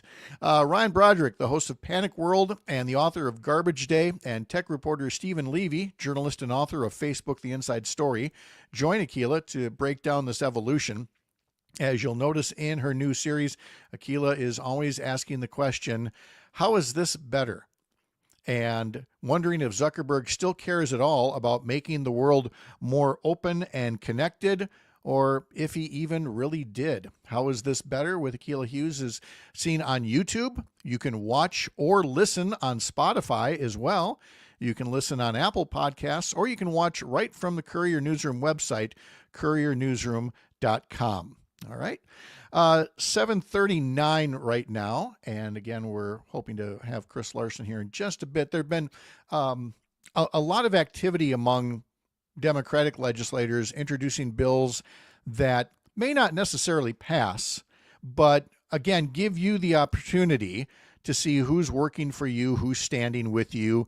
And we'll also be talking on Thursday to State Senator Dianne Hesselbein. She's the Senate Democratic leader. One of the packages that's out there that Senator Chris Larson and Representative Lisa Subeck introduced would require firearms to be securely stored, either in a locked container or with a locking device engaged when a child resides or is present in a home. Seems pretty common sense. The bill comes in the wake of a tragic incident that took place on May 28th in Madison, where a 6-year-old child was critically injured in an accidental shooting. The child accessed an unsecured firearm that had been left unattended by an adult caregiver. Subeck wrote that children need to be safe wherever they are, at home, at school, visiting a friend's house. That safety is jeopardized when firearms are left unsecured in homes when kids are present. This common sense legislation takes real and practical steps to keep children safe and prevent these tragic, entirely unavoidable situations. Firearms are, of course, sadly, the leading cause of death among children and teens in the United States. According to the group Everytown for Gun Safety, nearly 360 children unintentionally shoot themselves or others each year. That's one a day. And an estimated 4.5 million children live in homes with at least one loaded and unlocked firearm. And the least we can do is, take the measures that are common sense and would guarantee children's safety. And if you can't, the consequences are there, death, injury, and now legal consequences as well. So we'll have more to say about that package of bills. But there's also another package out there about trying to counter the negative impacts from the actions of President Trump and his administration. There are attempts to unlawfully defund public programs, to hold back funds that have already been approved by Congress, interfering in the civil rights of Wisconsinites, jeopardizing the privacy of some of the most vulnerable people in the state. And that all goes against the nature of what state government should do, which is the essential work of governing, providing vital benefits, funding our schools, and satisfying, all the other obligations that come with solving the big problems that we have from day to day. And so that package of bills has been, again, introduced by Senator Chris Larson and several assembly representatives. And we'll be talking to Senator Larson about that and also to Senator Hesselbein coming up on Thursday. Again, all part of a session that should be focused mostly on the state budget. But unfortunately, the state budget is at a bit of an impasse right now. And apparently, Assembly Speaker Robin Vos was on one of the Sunday shows over the weekend, and again, trying to blame Governor Tony Evers for being unreasonable, I guess. Apparently, it's unreasonable to want to adequately fund our schools and fix our roads and expand broadband internet coverage to all of our families and our small businesses and schools and farms and everything else. Governor Evers made clear that, he already met them halfway on their demands for tax cuts that would not go exactly the way that he would want them to go. But he understands that in a budget negotiation, you sometimes don't get everything that you want. But Republicans would not meet him in terms of, the spending that's required to properly support all the things that I just mentioned. And that's pretty intentional. Again, we're talking about lawmakers who, at best, want to do the bare minimum. And many would not want to do the bare minimum. They would actually like to cut many of these essential services. They'll tell you they don't. I mean, look what's happening in Congress with Medicaid, where, again, Derek Van Orden, President Trump, all the others, they don't have the guts to say they want to cut Medicaid. I mean, Ron Johnson is at least telling you what he wants to do. He wants to take away your health care because he says government has no business doing that, even though he doesn't have any other solution for the healthcare crisis in this country. But you've got, again, Trump and Van Orden and others saying, these are not cuts. These are not cuts. We're just reining in spending. They're cuts when they are intentionally putting in roadblocks for people to access the benefits that their tax dollars paid for. And that's exactly what's happening in this state budget as well, is legislators that would love to see cuts to public education and then take your hard-earned money and put it over into vouchers so that families wealthier than you, who might even have a lower tax rate than you, can then get some of your money to send their kids to religious schools. We're seeing that happening in more and more states, and there are people here who would like to see it happen in Wisconsin. So I give the governor points for saying, look, I'll try to meet you halfway. How about you do the same? And Robin Vos and Devin LeMahieu and the others in the Republican side of the legislature just aren't willing to do it. There's a new study out from the sports blog Deadspin that ranks sports fans' bucket lists. Believe it or not, Lambeau Field is on that list, but only at number 5, Parker. 5? Ahead of that is, let's see, there's Madison Square Garden in New York. Okay, There's yeah. Yankee Stadium in New York. There's Fenway Park in Boston. And there's Wrigley Field in Chicago. Okay, I have heard very mixed reviews of Wrigley Field. I have been to Wrigley Field and to Fenway Park. They both have this thing in common. They were both built in 1912, Yeah. which means they also have this thing in common. They look and feel like a park, a ballpark, Built in 1912. built in 1912. You know, try as they might. You can't. I'm not saying that everything has to have that new stadium smell, but that old stadium smell, that's It's getting old. something I can do without. Let's pop Jimmie Kaska up early since we're getting into this. Hey, Jimmy, how are you? Doing great. How's it going, guys? Well, good. I don't know if you heard us talking about it or not, but Deadspin ranking Lambeau Field as 5th on the top on the list of bucket list experiences for American sports fans after Wrigley, Fenway, Yankee Stadium, Madison Square Garden. Having been to most of those, I mean, the bucket list clearly must have been designed by, or they ask people who haven't been to these things and they say, what would you like to go to that you haven't been to yet? Because I think if it was people who'd been to all these, don't you think that list would look a little different? I think it would. I think with all the recent updates that Lambeau Field has had, it's become much more of an experience for people. I think the Packers have been really smart in recognizing that the experience of Lambeau is pretty unique to a stadium experience just anywhere in the country. With all the history, with everything that's happened there, they've been really, really smart to capitalize on that. There's a lot more in the way of access to like historical things. It's a much more family-friendly sort of tour that you get. I really think Lambeau should be it should be at the top of the list. I just think that's a destination for people. It's a big reason why we got the draft here this year. So. Yeah, exactly.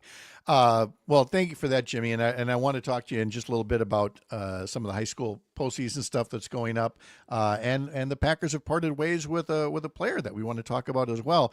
So, Jimmy, you stand by. And then I want to bring up Senator Larson just long enough to apologize to him. I didn't get a proper link to him in time to come join us for this morning's show. Senator, I apologize about that. And I've only got a minute left in this segment, but I did want to get you on long enough to say why you've introduced these recent packages that you have about the Trump administration and things like that.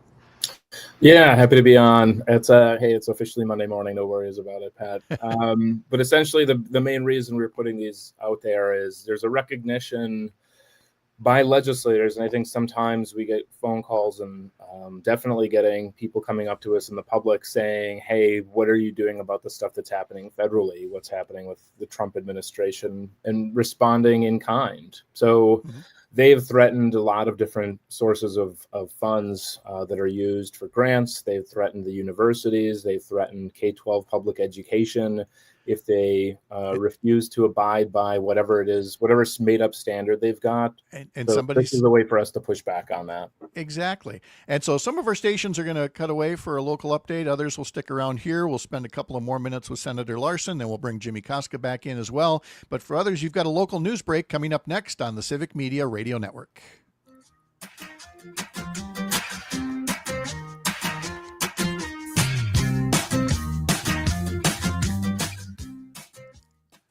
I'll tell you what, Chris, there's no sinking feeling more than when you look at something and you go, I know I sent that link. And then you look into your sent emails and you don't see it in there. So I'm sorry about that. Can you do like 3 minutes here after the break? And Sure. then we'll bring up, and then Jimmy, you okay? Starting a couple of minutes late here? I'm happy to do whatever you need. If you need me to come back later in the show, that's fine too. I'm No, just we're writing scripts right now. So you just keep writing those, and like I said, I'll do a couple of minutes with Chris, and then we'll bring you right back up. So you just stand by. All right, thank you. And Chris, I'm going to tuck you back in the waiting room for the rest of this break. We got about 2.5 minutes, and we'll do a little bit more on the Trump package, and we'll briefly tease the gun safety and the LGBTQ one. I've got Diane coming on Thursday, so I can get into some of those as well. So, cool. All right, stand by.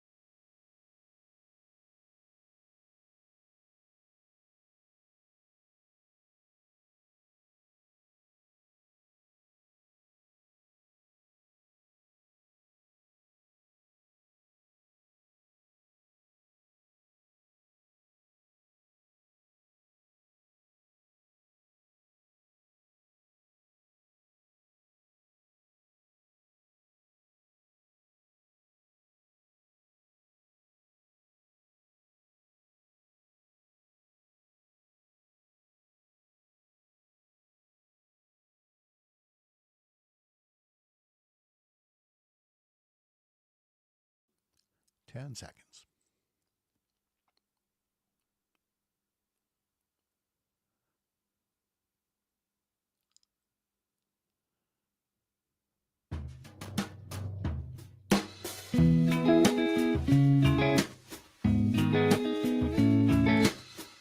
In our next hour, we will be talking about the building trades and apprenticeships and continuing to grow those so that we can address the labor shortage in Wisconsin. State Senator Chris Larson is kind enough to stick around for a couple of moments here to talk about a package of bills meant to push back against things the Trump administration is doing. We have mentioned this package last week on the show about withholding state payments to the federal government if the federal government withholds state funding, imposing liens on federal property in response to those freezes.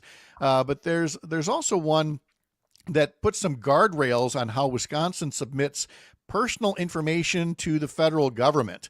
And Chris, I think we see what Elon Musk has been doing, getting into all the most personal databases the government has. And you and other Democrats saying that, the state should not be accessories to that. Right. Yeah. There's this is all part of a Protecting Wisconsin package that has a number of different bills. You outlined a few of them of just making sure that there is some state level of recourse to make sure that all this stuff that's happening nationally, which in many cases is unconstitutional, it should not be allowed. Yes, it's true that the Trump administration is asking for it, of turning things over, but that doesn't necessarily mean we have to be doing that. And this, as much as Wisconsin may feel alone in this, recognizing that other states are also getting the same level of bullying. And of course, if you give in to a bully, they're going to just keep on pushing and asking for more. So luckily, we have a good attorney general and a governor who's been pushing back along with other states' attorneys general. But in the meantime, from a legislative perspective, I think there's a real worry, especially as we're getting in the closing days of the budget, that the federal government under Trump is not going to pay his bills, and we will be stuck. So we have to have some level of recourse for that to make sure people don't feel extorted into following along with his very narrow view of how the world should work. And then tell us briefly about the package of bills, the equality agenda that stand up for protections for LGBTQ members of the community, and the reason why you thought it was important to introduce those kinds of bills. Yeah, well, it is Pride Month in Wisconsin. We just had the Pride Parade yesterday, although it rained a little bit on it. But you can't have you have to have rain to be able to get a rainbow. Mm-hmm. So I thought it was pretty appropriate that everyone was still shining and getting through. There continues to be an attack on the LGBTQ community in the state and federally. So a lot of these gains that have come through, I think it's important to make sure that we galvanize at the state level.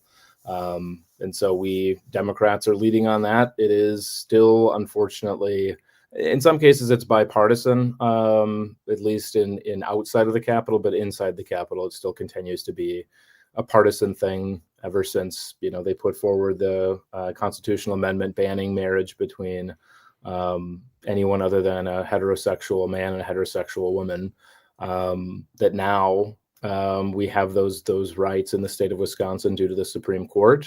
We still have to expand those to make sure that we have those rights within the state too. All right. Senator Chris Larson, again, thank you for a quick visit with us, and we'll look forward to catching up as hopefully these budget negotiations get back on track as well. Thanks for your time. Have a great day. Thanks. You too. Thanks, Pat. Thank you. All right, let's bring Jimmie Kaska in. Just talk a bit about weekend sports. What's this headline I'm seeing? The Packers have parted ways with a familiar name here. Yep. Jair Alexander will be released by the Packers. They just could not come to terms with a contract adjustment. They tried to trade him earlier this offseason. Over $17 million on this contract. No other team wanted to pay it. Packers got to do the one thing they want to do if they want to move on from him. And so Jair Alexander will be released by the Packers. That's according to multiple sources this morning. Okay.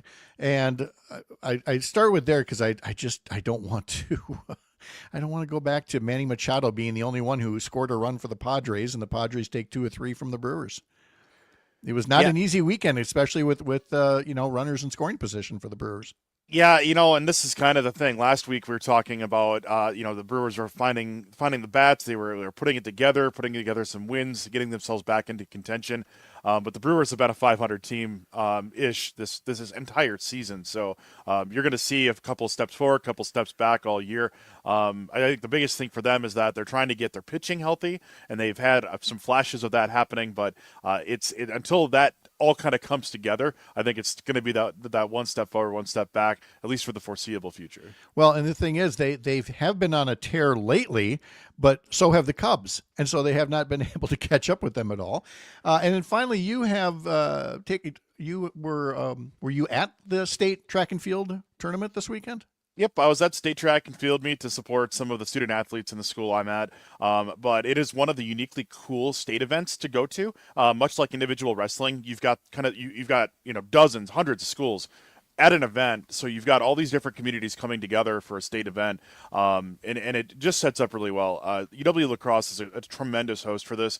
When you've got 20,000 or so fans in a place with all the people standing around the fence, and then the grandstand's completely packed both days. It's a really cool event. 25 state records fell this weekend. They crowned 118 event champions and 8 team champions. Really, really cool event for the WIAA. And then I don't know about the weather here, but the boys golf championships are supposed to be happening today and tomorrow at University Ridge. Yep, University Ridge is a great course. The rain, we also had rain at state track, so it's happening everywhere.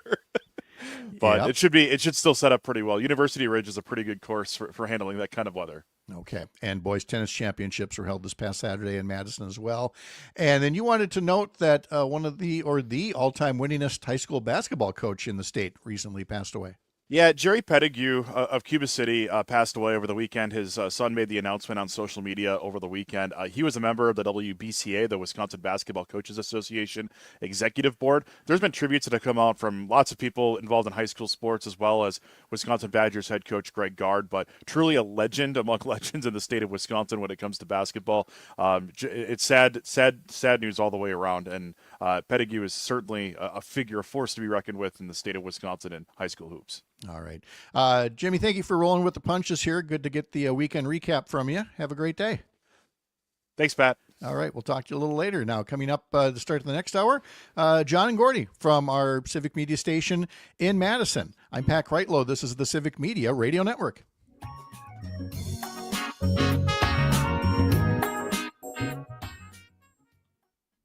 All righty. Thank you, Jimmie, very much.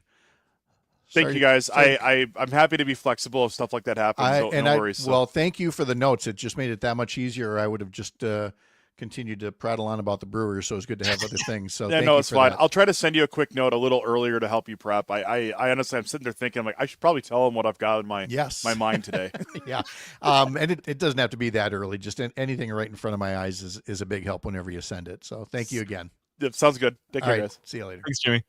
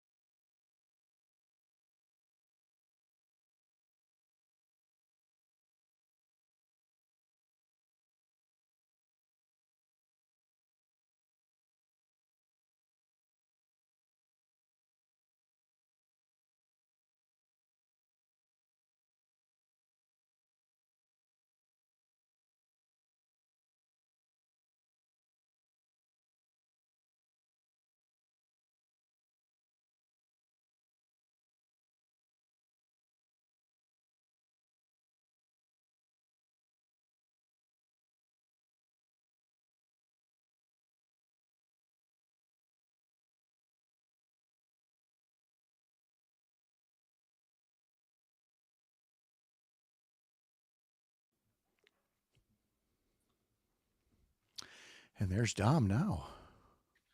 How's it going? Going good. How are you? Uh-oh. Can you not hear me? I must be good. Do this.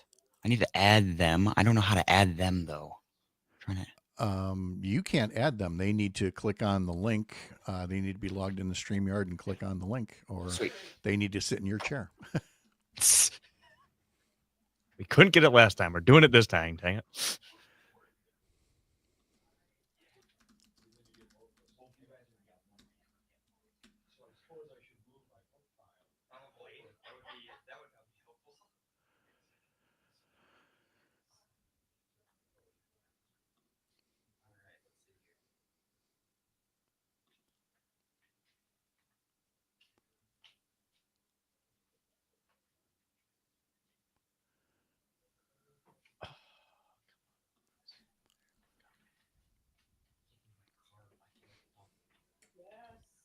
This is as behind the curtain as it gets, folks. We're literally behind the studio curtain in Dom's control room there. Yeah. While I wait for WordPress to load. It's very fitting. Yes. All right. Dom seems very impressed that he got that to work. Now remember to mute that one because you're feeding the audio through your board, I assume. Oh, there we go. Now it says not connected.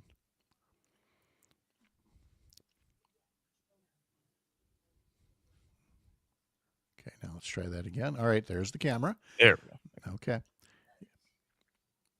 No, John, can you talk to them real quick just so I can get levels? But I don't. My mic wasn't on, so now it's good. Sorry, yeah. Quite silent. Hi, Pat. Hi, John. How are you? Good. All right. Wow, what a morning! With all the ice problems out there in summer. Ice problems? Kreitlow. What makes you think you're allowed to take my boys away from me? Oh, hey, Catherine. Nice to see you. Dom, bring up Catherine's mic there too. No, I'll leave. You guys, it's too complicated. No, she's going. We're getting her out of here. She's already disrupted our show. Okay, she's not scrubbed in. All right. 60 seconds. All right. All right, what are we talking about? We're talking about you today. Okay. Door. Okay.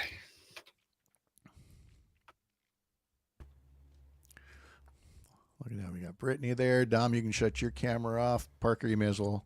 Actually, you both stay there for just a minute, and then I'm going to explain the studios, and then you guys can turn your cameras off, and we'll gotcha. Brittany. Okay. And tomorrow, young Mr. Olson, you got to hit me up with that reminder on the keyword at 7:50. Yes, sir. Again, sorry, sir. Just assume your host has Alzheimer's, and life will go a lot easier for you. Okay. Just say, Grandpa, here's the keyword again. Okay, 10 seconds. Then. This Metamucil tastes great.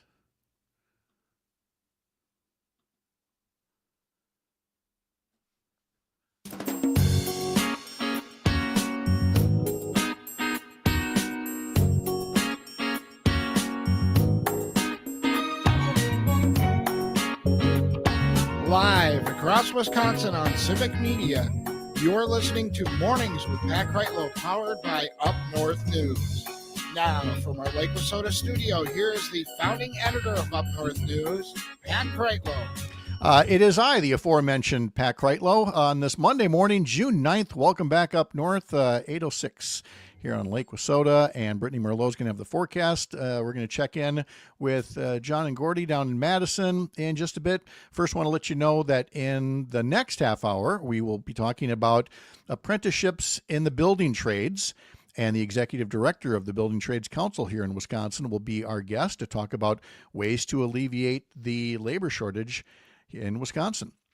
So normally, you've heard us mention a few different times that when we turn to Parker Olson, he's there in studio A2. And I'm sure you're going, well, is there an A1? Yeah, it's normally in use, during these early hours of the day. But we found a little space of time where it's not being used in any productive manner. And we've been able to talk our friends in Madison, John and Gordy, who have finished their show, into wasting some of their time on this one. John and Gordy are in A1. Good morning to you.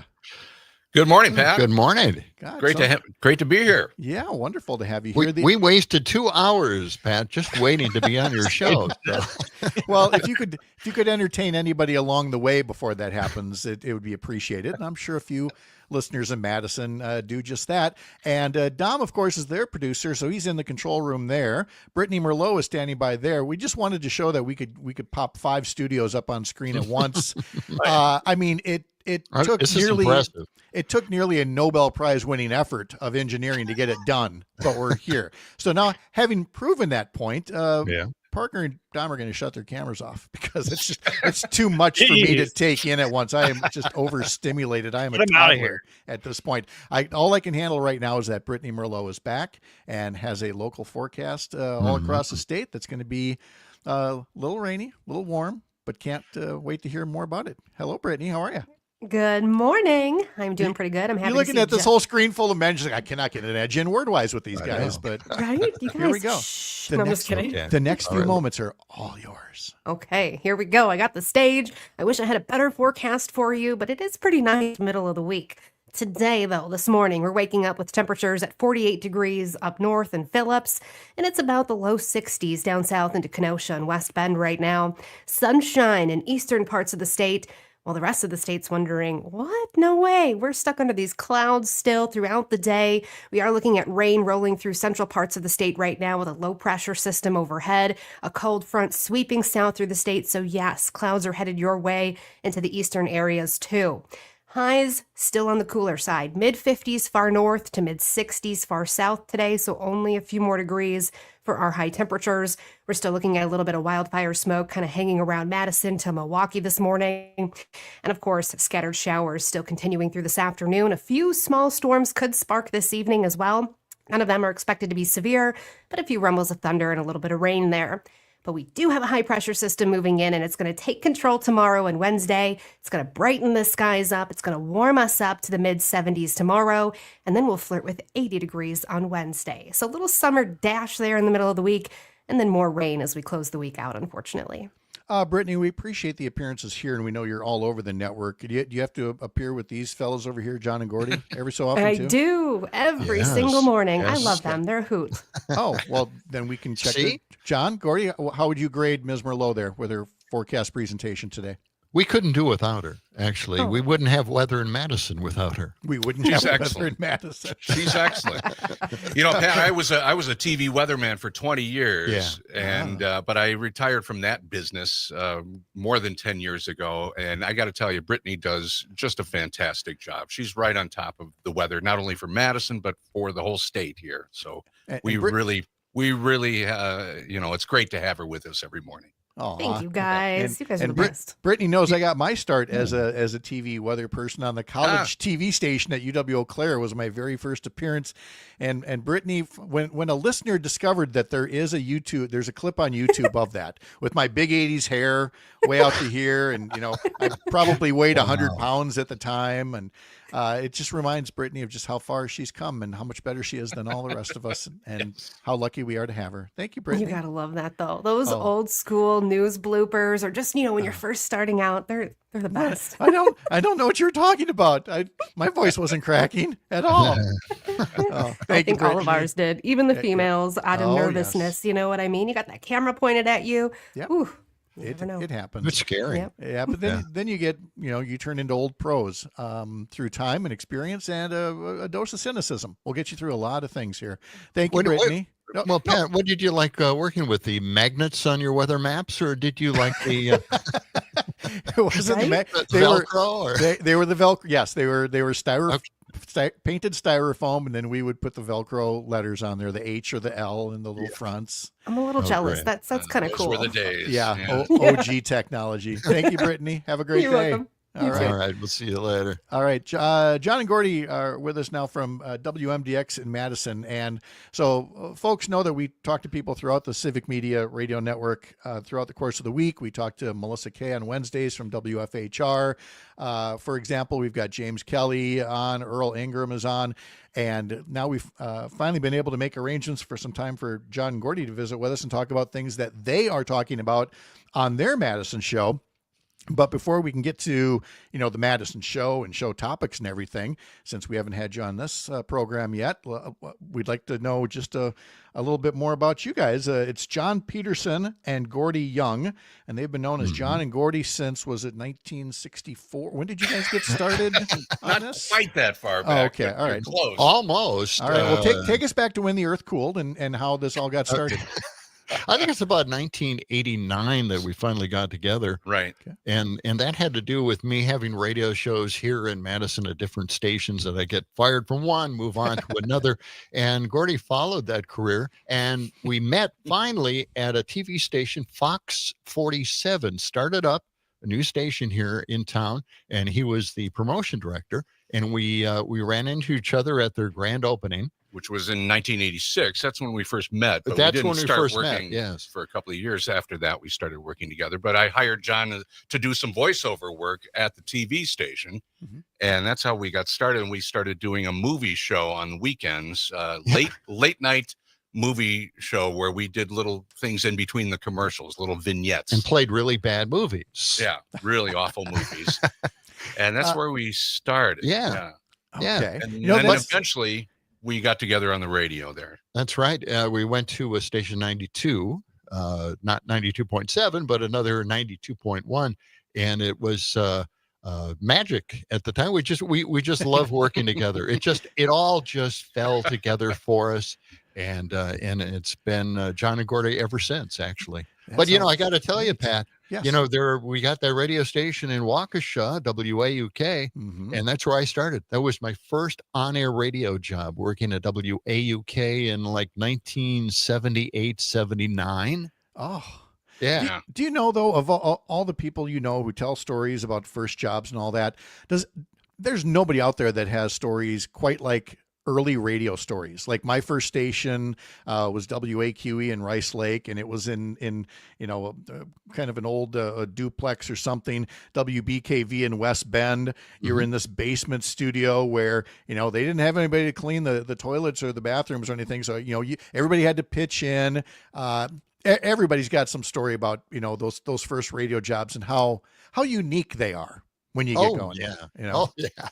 Yeah, my first station was WNNO in Wisconsin Dells, and that was a wonderful place to start out because we had a window on the street. We were right downtown, and of course in the summertime it was just crazy tourists coming by and banging on the window and trying to get your attention. And but like you said, you do everything. You do everything from empty the wastebaskets to sweep the floors to doing some commercials. We wised up this time because now we have a city view. We overlook State Street, the State Street in Madison, Wisconsin, and we're a second floor office. So now no one can knock on our windows and try to get our attention. We literally look down on folks, as they're walking up and down State Street. That's our slogan. We look down on you. You mentioned the late night movie thing, and that actually ties into how I met my wife. Really? I feel like I should turn to the girls, my daughters, and go, how I met your mother. I was working at the college TV station, the aforementioned one, and was again hosting kind of the late night movie thing. And I signed off after the movie saying, well, I'll see you down on Water Street, which of course is, in Eau Claire where all the college kids go. And met her in a bar, and she said, oh, yeah, I saw you on TV there. And she was there with a girlfriend of hers, and I was there with a guy friend of mine who were dating at the time. And Sherry and I just kind of got to talking, not realizing that our friends were having a disagreement about something and broke up right in front of us. And each left, and neither one of us was a good enough friend to go with our friend. We were like talking to each other. So we just kind of kept talking after that. And we're still talking 41 years later here. So that's great. It all That's started with a late night at the movies. Was that the extent of TV work for you then? Or? Well, no, we We had another show. It was on cable. Remember cable access? Oh, yes. So They had cable access think shows about- all over Wisconsin. Yeah, and think they got about rid of Wayne's them World. It was eventually. kind of like Yes. that. Yeah. And our show, we invited all the other DJs from other radio stations, competing stations, all the other local TV people to come on this cable access show, and it was pretty fun. And we had local bands, and we did that show once a week for a couple of years, 2 or 3 Local, years. very controversial business entrepreneurs in town. Yes, a strip club, just to mention one. Oh, yeah. So, Cassandra asks on YouTube, do you know where exactly you were in the Dells? I'm wondering what's replaced your studio. I grew up there. Okay, Cassandra. Well, I can tell you exactly where it was. It was 721 Superior Street, and now it's a cigar store. Wow. Okay. It was always meant to be a cigar store, by the way. It's funny. I stopped in there a couple of years ago, and the layout is exactly the same. Where the rooms were, where the studio was, everything else, it's just filled with cigars and accessories. But that's where it was. Yeah, right next to right next to Fisher's Bar, if you know where that is in Wisconsin Dells. So, Cassandra, there you have it. There. Yeah. All right. Fun We're little talking. place. We're talking to John and Gordy. You can hear them 6 to 8 a.m. in the Madison area on WMDX, or of course through the Civic Media app as well. Getting to know a bit about them before we talk about some of the things that they do on their show. So, guys, family in town, kids, grandkids, great grandkids. You guys might be a very fertile family. Well, actually, I'll tell you what. I've got 2 Gen Zers living at my home.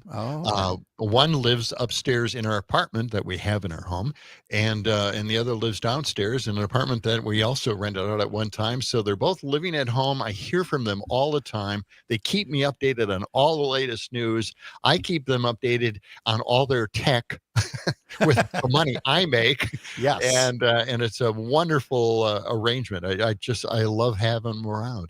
You know, that's great. It's great stuff. Okay. Yeah, and I live in Madison. My daughter lives over in Fort Atkinson, about 45 minutes east of here. And my son lives in South Bend, Indiana. He's got a business there, working at an art supply place, or an art house, I guess you would say. And so I don't really have family locally here in Madison, but not too far away. All right. We are talking to John and Gordy, and still ahead, we're going to be talking to Emily Pritzkow from the Building Trades Council about growing apprenticeships in Wisconsin. From the heart of America's up north, live from Lake Wissota, thanks for making this the place to spend part of your mornings. I'm Pat Kreitlow. This is the Civic Media Radio Network.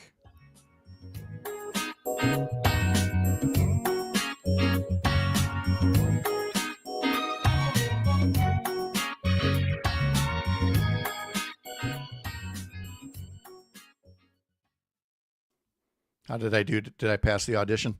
You did. That's what we were going to ask you. You're doing good, Pat. You're doing great. I forgot to mention my grandkids. No, as I'm asking it, I'm realizing, you're heading into the minefield if one of them goes, well, listeners to my show would know I just went through a terrible divorce, or something. Why would you ask that? No. That's a good. No, both of my divorces were years ago. So, yeah. Put that behind you. Mhm. How would you rate Dom so far? He's doing fabulous. Excellent, Is he? excellent. Okay. Yeah, All right. he's great. I mean, is he social studies teacher material as well? Is he going to be?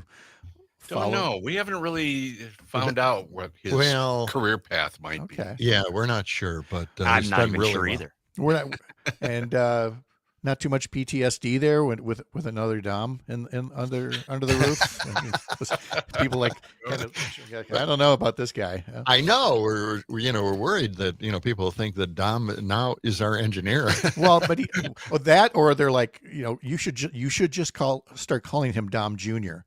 And that way Salvia's like, I do not have a son that works there. Right. Yeah, I know. But he was able to find a hard to find song this morning, and that is always a big thumbs up for me. I'm from Milwaukee. I grew up in Milwaukee 30 years, my first 30 years, and there was a song that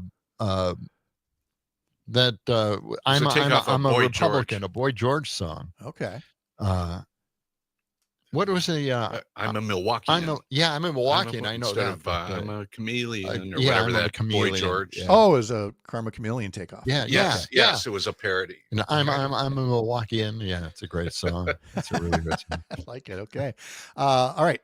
30 seconds, and All we'll right. be back. And thank you for hanging out here.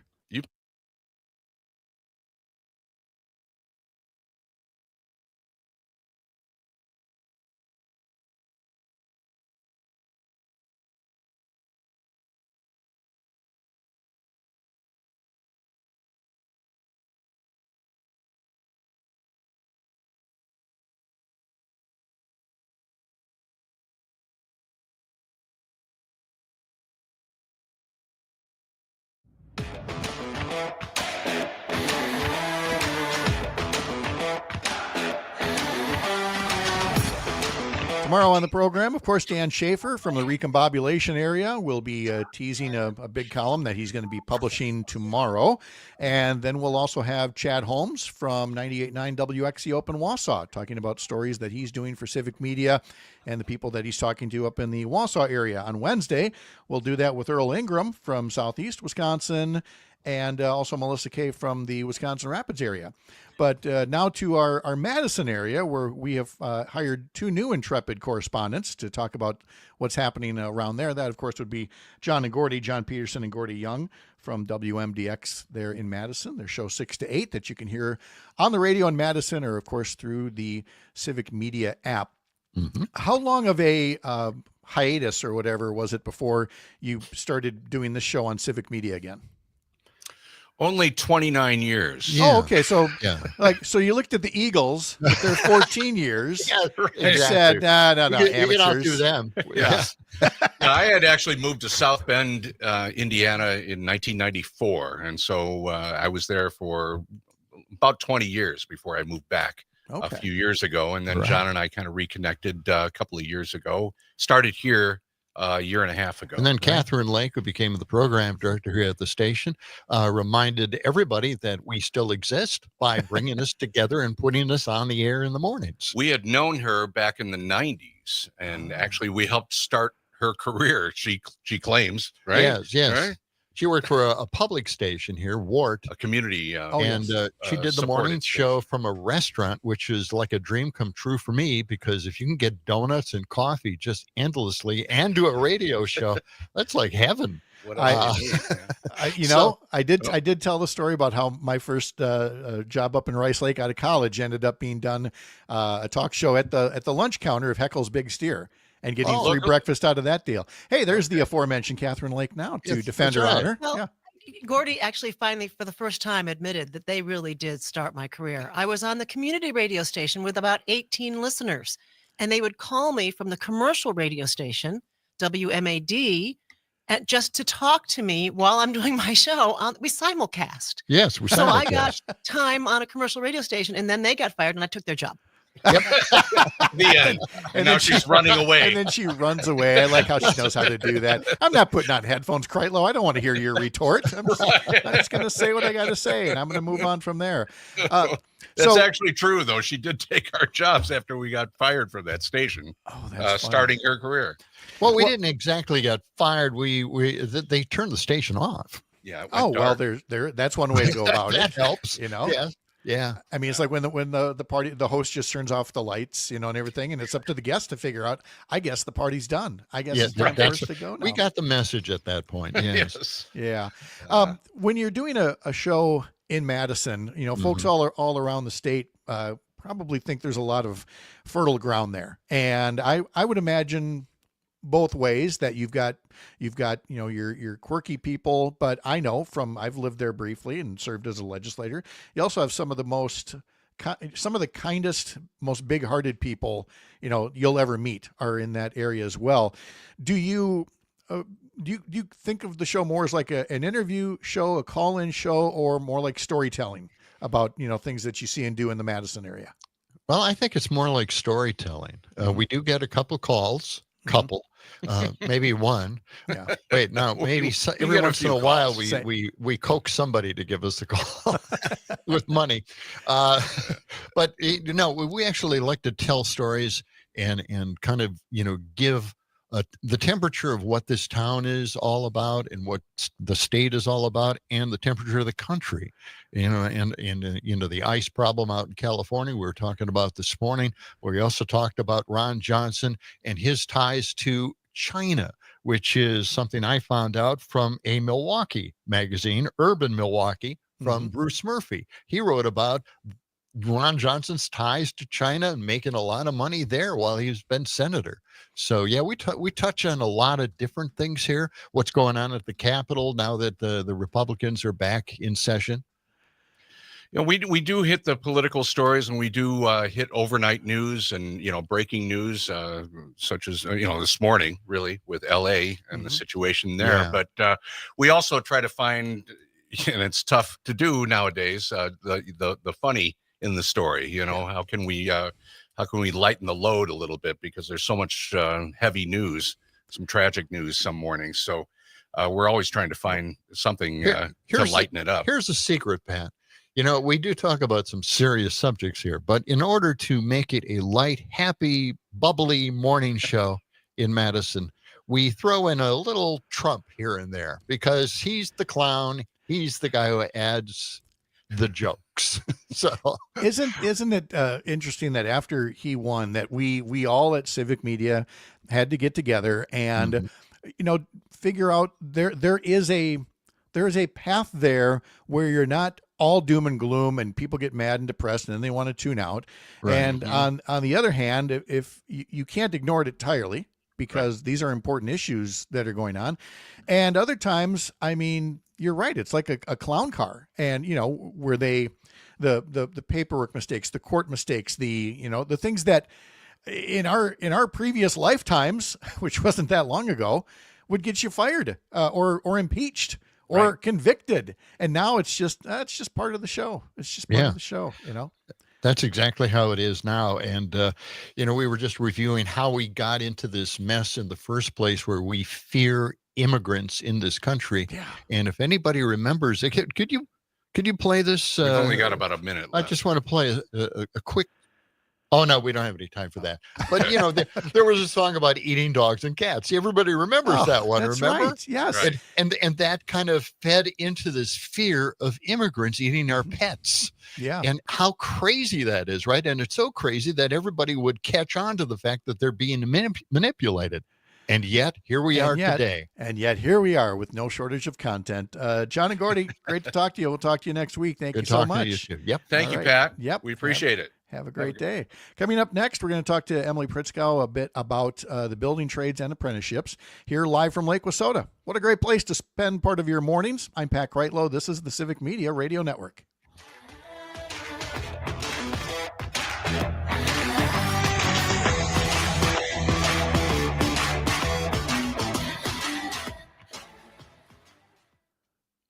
There we go. All right. Thank you guys so much. Appreciate it. Pat, thank you. This was Thanks for fun. that. Yeah, it was nice. I love it.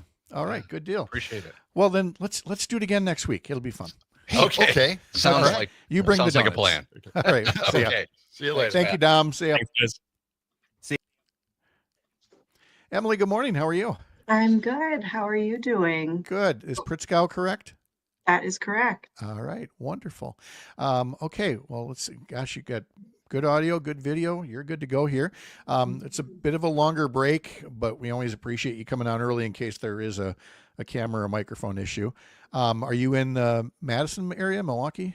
I am. I am coming to you live from the WEAC building, right Okay. over the John Nolan Drive exit of the Beltline. Gotcha. Okay. Sounds good. Well, I'm going to go get some more coffee. I may pop back up during the break with any quick questions before we start the segment. The segment will start at 8:35 and we'll wrap it up at 8:49 for that commercial break and get you on your way. Sounds good. All right. Thanks, Emily. I'll be back in a bit.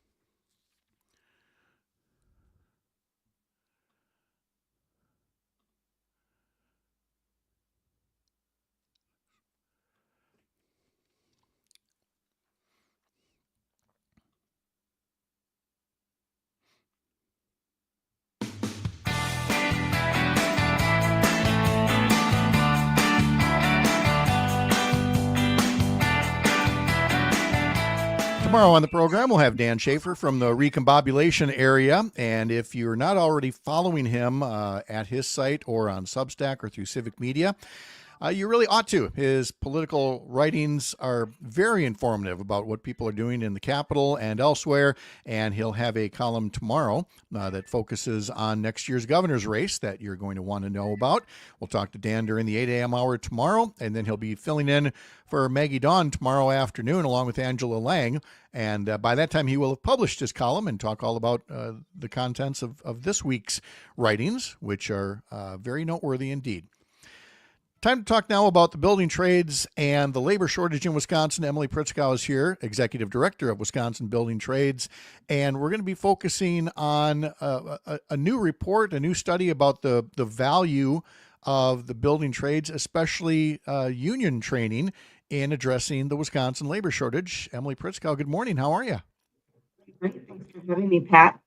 It's nice to have you here. And what prompted this was a new report by the Midwest Economic Policy Institute and the Project for Middle Class Renewal, looking at the skilled trades and union-affiliated apprenticeship programs. And we want to make sure we make that distinction here because of the role that it plays in the quality of training that you get. But let's just talk about it from a general standpoint first. That the building trades, to what degree are they doing, pun intended, the heavy lifting to solve the skilled labor crisis in our state? We are punching well above our weight when it comes to solving that skilled labor crisis.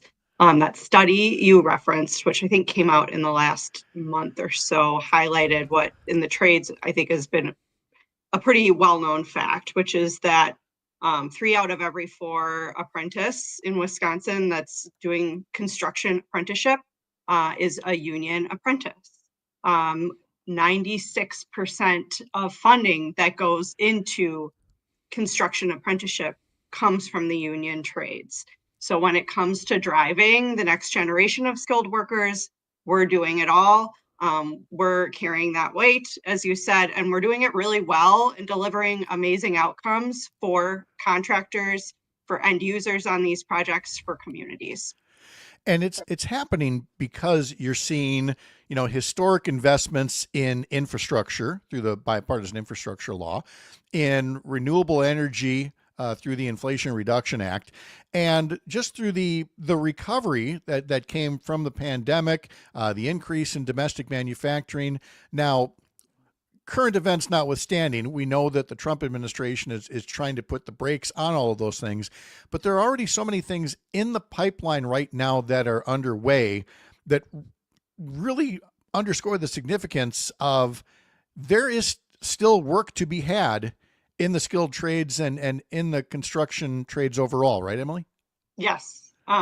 We are putting on people as fast as we can get them into our apprenticeship programs.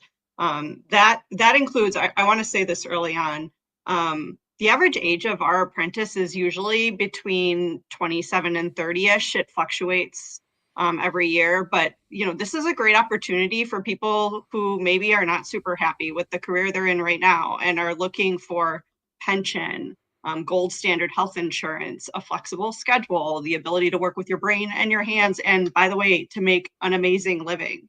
And that was another highlight of the study that we can touch on later is the compensation for these jobs. But for all those reasons, there is a need there. We're filling it as fast as we can. We work with our contractor partners every day to do that. With end users, but yeah, these are fantastic careers, and there is a need, an evergreen need for them. Let me give a couple of the takeaways here from that Midwest Economic Policy Institute. As of 2022, there were more than 8,500 construction apprentices enrolled in union programs. The union programs account for 96% of apprenticeship investments. There's like you said, a strong economic outcome. Union journey workers earn a median wage of $41 an hour. That's 41% more than their non-union counterparts. And so again, there's going to be need for skilled trades and construction all over. But this report really seems to affirm that, you get what you pay for, and that it's these union trained apprenticeships that are providing the most bang for the buck. Correct. Another thing the study shows, no knocks on the UW system, but the typical construction journey worker is making, believe, 24% more than someone with a bachelor's degree from a UW system school, and they're making 5% more than someone with a master's degree from a UW system school. So yeah, it's pretty incredible. I think the trades have always been sold as this alternative to someone who maybe, a four-year degree is not a good fit for them. But we're really competing or exceeding the outcomes for those other career paths. We're talking now with Emily Pritzkow, who's the executive director for the Wisconsin Building Trades Council. There's another part of the report that is certainly worth noting, and that is the difference between states that have something called prevailing wage and states that don't. So before we explain the difference, let's talk about what prevailing wage is and whether Wisconsin has it or not. Yes. So prevailing wage in general, it can be very complicated the way it's calculated. So I won't go into that. But it's basically a survey that is done of wages paid to workers in similar roles within a similar area or region. And it serves as a compensation floor for construction workers. It basically ensures that there's a baseline for compensation, benefits, all of that is taken into effect. And then it ensures our workers are fairly compensated for their work and that they're earning a wage that allows them to support themselves and their families. A natural byproduct of that with prevailing wage is you generally have the funds from those prevailing wages staying in those communities. It increases the hiring of local workers in general. And it has all kinds of other beneficial outcomes you can guess. When you are coming to an industry that does have an aspect of it that underpays, misclassifies workers, and tells them that we are going to set a floor here, we're going to set a minimum wage for these construction workers, and this is what you're going to pay them, and it's going to be family supporting. And unfortunately, in Wisconsin, that was repealed under Governor Walker. So we are not operating in a world here where prevailing wage exists. On federal projects, it still exists. And it leads to those outcomes we see today. And as the study pointed out, these amazing numbers we're seeing for apprenticeship with outcomes, with completion, we could grow those at a much faster rate when you compare to our neighboring states. If we were to restore prevailing wage here in Wisconsin. Another way to think of it is, essentially you've got Wisconsin construction workers who are used to making so much, but without prevailing wage, you essentially risk, some out-of-state company coming in, and I'm just going to pick on Alabama. It could be any place, but they bring in out-of-state workers at a much, much lower wage. And then, of course, they take those earnings and they go back to Alabama or wherever they're from, and they don't get the multiplier effect that you would with Wisconsin workers that are being paid a fair wage for living in Wisconsin. But yeah, with Scott Walker and Republicans repealing that a number of years back, the study says that while apprenticeships are growing in Wisconsin, they are lagging compared to the neighboring states that still have their prevailing wage laws, essentially just reaffirming the value of having prevailing wage laws on the books, Emily. Exactly. And you made a really important point, which I think was a driving factor behind prevailing wage or the Davis-Bacon Act when it was established, is like when we are building these massive federal or whatever state infrastructure projects in a certain area, that area should benefit. And they should benefit from workers in that area and employers in that area being able to compete to secure that work. They should benefit from workers that train on that job, because as we know, registered apprenticeship is basically a 5-year long mentored training. And those people that are learning the skills on that job should be able to be from that area and stay in that community and bring their skills and their training to other areas of work. But you also hit on the point of all the businesses in that area benefit when our workers are from that area, when they spend money in that area, when they stay in that area. And a lot of the promises that were made when prevailing wage was repealed, that there would be increased bids, that projects would be done faster or cheaper, that has not come to pass.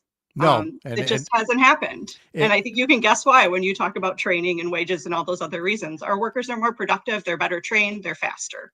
Exactly. And so one other aspect, because some folks hearing this might think, well, this is just union bosses pushing their weight around. No, this is about doing things in partnership. And this same report that we're talking about found that joint labor management programs affiliated with building trades unions are attracting the lion's share of new workers to careers in the industry. And one of the economists who co-authored the study, how did he put it? He said, the data makes clear that the joint labor management system is punching well above its weight to deliver the skilled workforce supply that Wisconsin's construction industry needs and the job quality that its economy demands. And so in an era, Emily, when you've got politicians always working to exacerbate divisions, and that would include divisions between, labor and management, the evidence is clear that when labor and management are partners in apprenticeships and in building, it is a win-win. Correct. I mean, that's another point, Pat, I think is really valuable, is that we are different than other union structures you may see. The majority of our relationships with our signatory contractors, our contractor partners, they are coming to us because we supply a highly skilled workforce that they view as a successful aspect of their business. So they are choosing to sign collective bargaining agreements with us, to sit down with us at the bargaining table and figure out a way to get a win-win when it comes to funding our training programs, when it comes to supporting the workers that work on these job sites, and accessing the manpower they need. So we're a good deal all around for them, and they are choosing to come to the bargaining table to work with us. And so looking forward, as we look at things like the Wisconsin Legislature, the state budget process, other legislation they could be working on, are there any things there that would continue to show support for union apprenticeship programs? I guess that brings another important point that we haven't even talked about. We fully fund our programs with zero taxpayer dollars. They are funded in those collective bargaining agreements through our members taking contributions, a small contribution from every dollar they earn, and contractors at the bargaining table, figuring out what that looks like and putting it into a training fund. So we are 100% privately funded to provide this training to the workforce. That being said, we talked about the damage that prevailing wage is doing to the workforce here in Wisconsin and our ability to be as successful as we can be on these projects. But also expanding access to what we call readiness programs would be a great thing to look at, especially when it comes to getting folks into trades that have not historically been in our trades. That would be a great thing to look at, and protecting apprenticeship as it is right now. Good things to support, plural. Emily Pritzkow, Executive Director for Wisconsin Building Trades. Emily, thank you so much for the visit. We learned a lot. Thank you. Thank you very much, Pat. All right. And when we come back, we'll hear from Jane Matenaer about what's coming up on her show, along with Greg Bach, right after this on the Civic Media Radio Network.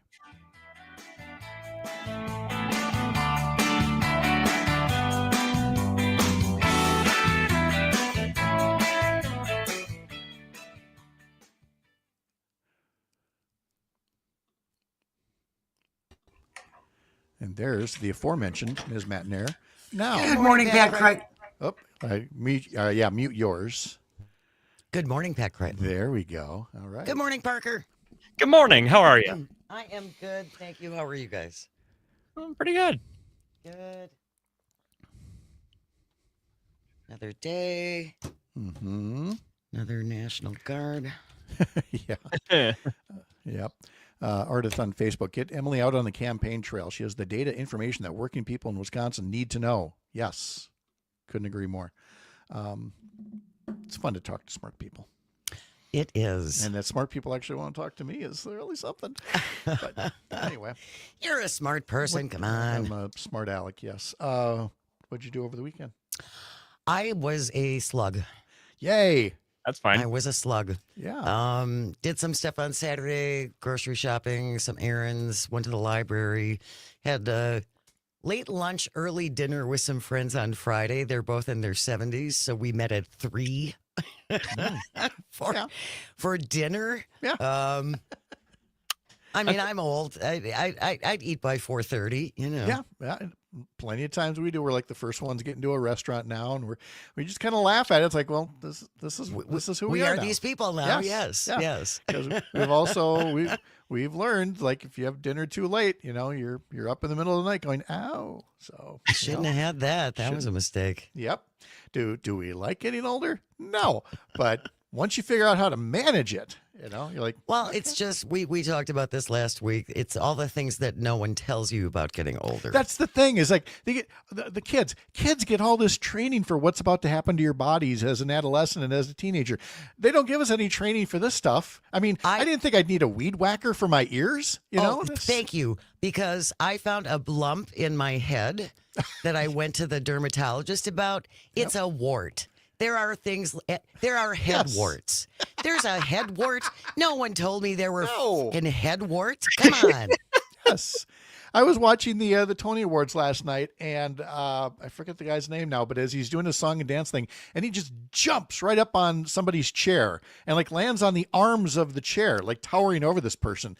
And I just look at Sherry and go, I actually did used to be able to do that. Yeah, right. Now it's like, no. Ow, yes. Ow, ow, as I'm climbing up there. Yep. So. See, I think we should do a podcast just to warn people about what's coming. Yes. As you get older.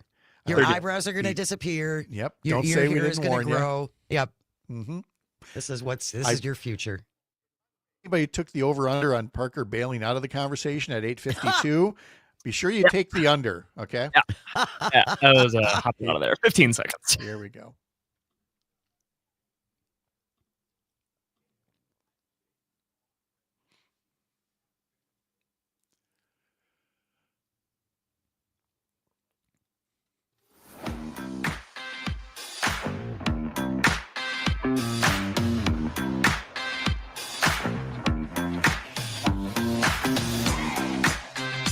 Shane Matenaer is here, part of Matenaer on Air, coming up next across the Civic Media Radio Network, along with Greg Bach, allegedly. Is he still around? He is still around. I think he's still prepping. He's prepping? He's prepping. Okay. See, I know what you mean, like getting the stories and the material and everything, but I wonder how many people hear that and it's like, oh, he's still at the makeup mirror? Just got to get everything just so, That's always our biggest concern on in radio on air is making sure we're fluffed. Having that just right. You told me during the break you were a slug over the weekend. How cool was that? I was the slug of slugs. I did some stuff on Saturday. I did some errands, and I went to the grocery store, and I went to the library, which is like my once a week happy place. Now I love going to the library. And yesterday I did nada.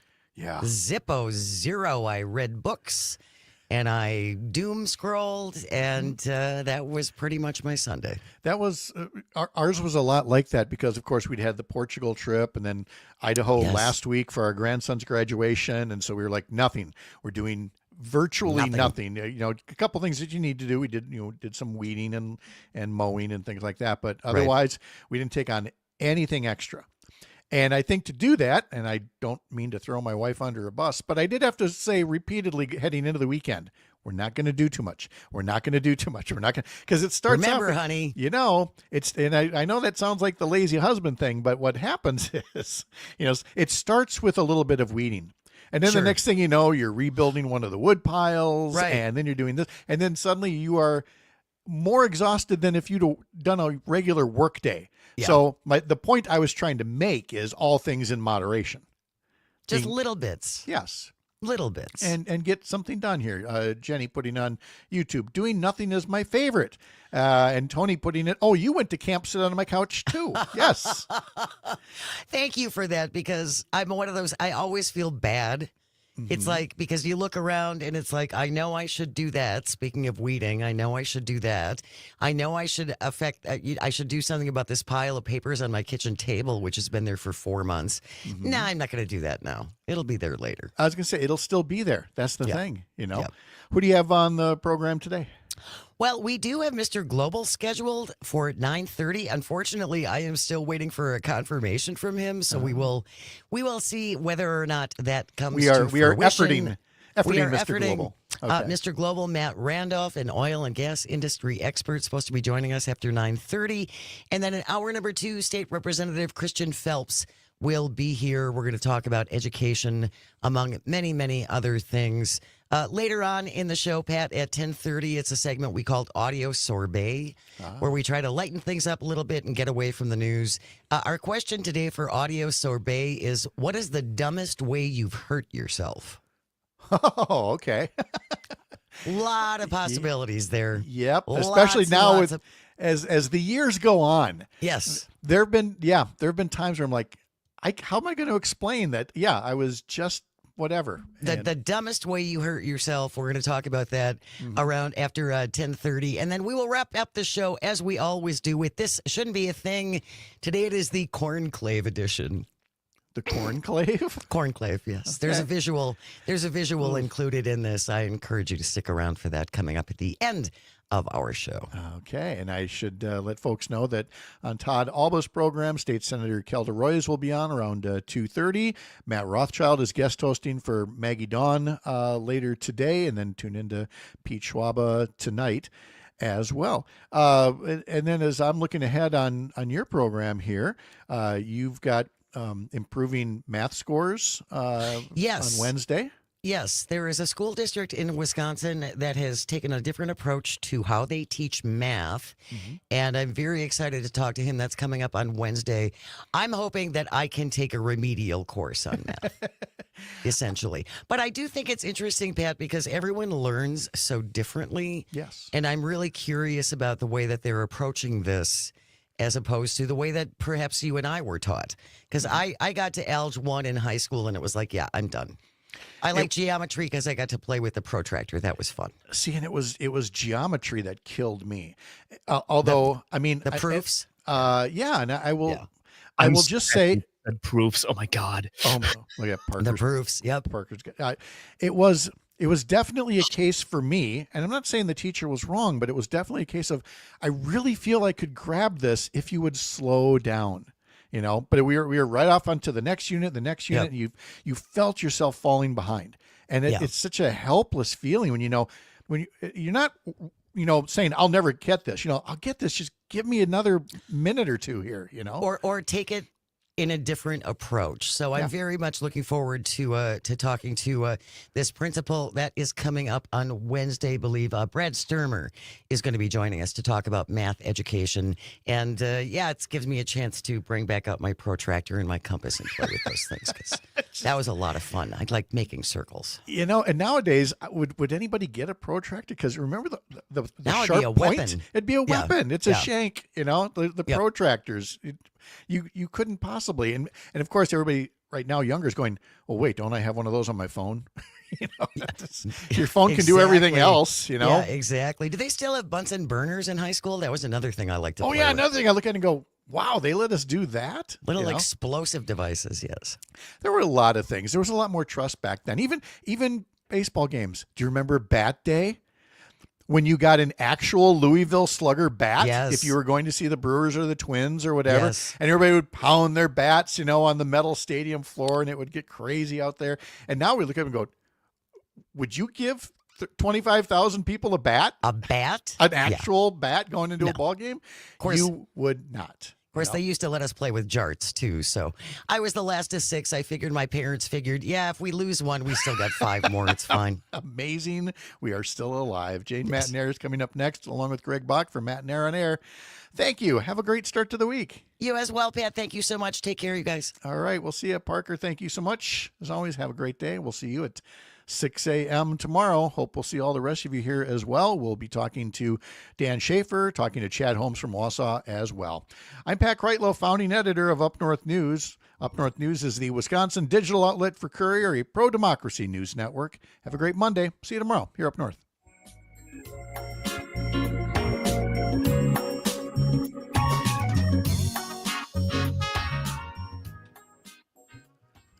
And then I'll just, before I turn off the live stream, just say that there were people that sat in our live stream for the entire 3 hours and just could not stop talking about Los Angeles and what a terrible place it is, and all the terrible people out there. It's like, you really did that for 3 hours thinking we were going to bring that up? Go play someplace else. At least you're persistent. I know. I mean, plenty of comments got deleted either for name calling or putting websites up. They put URLs in, like, click on this, you'll see what I mean. I'm like, I'm not putting a mystery link in the comment section. So don't do it. Go find another sandbox to play in. All right. Bye live stream, folks. We'll see you. Bye.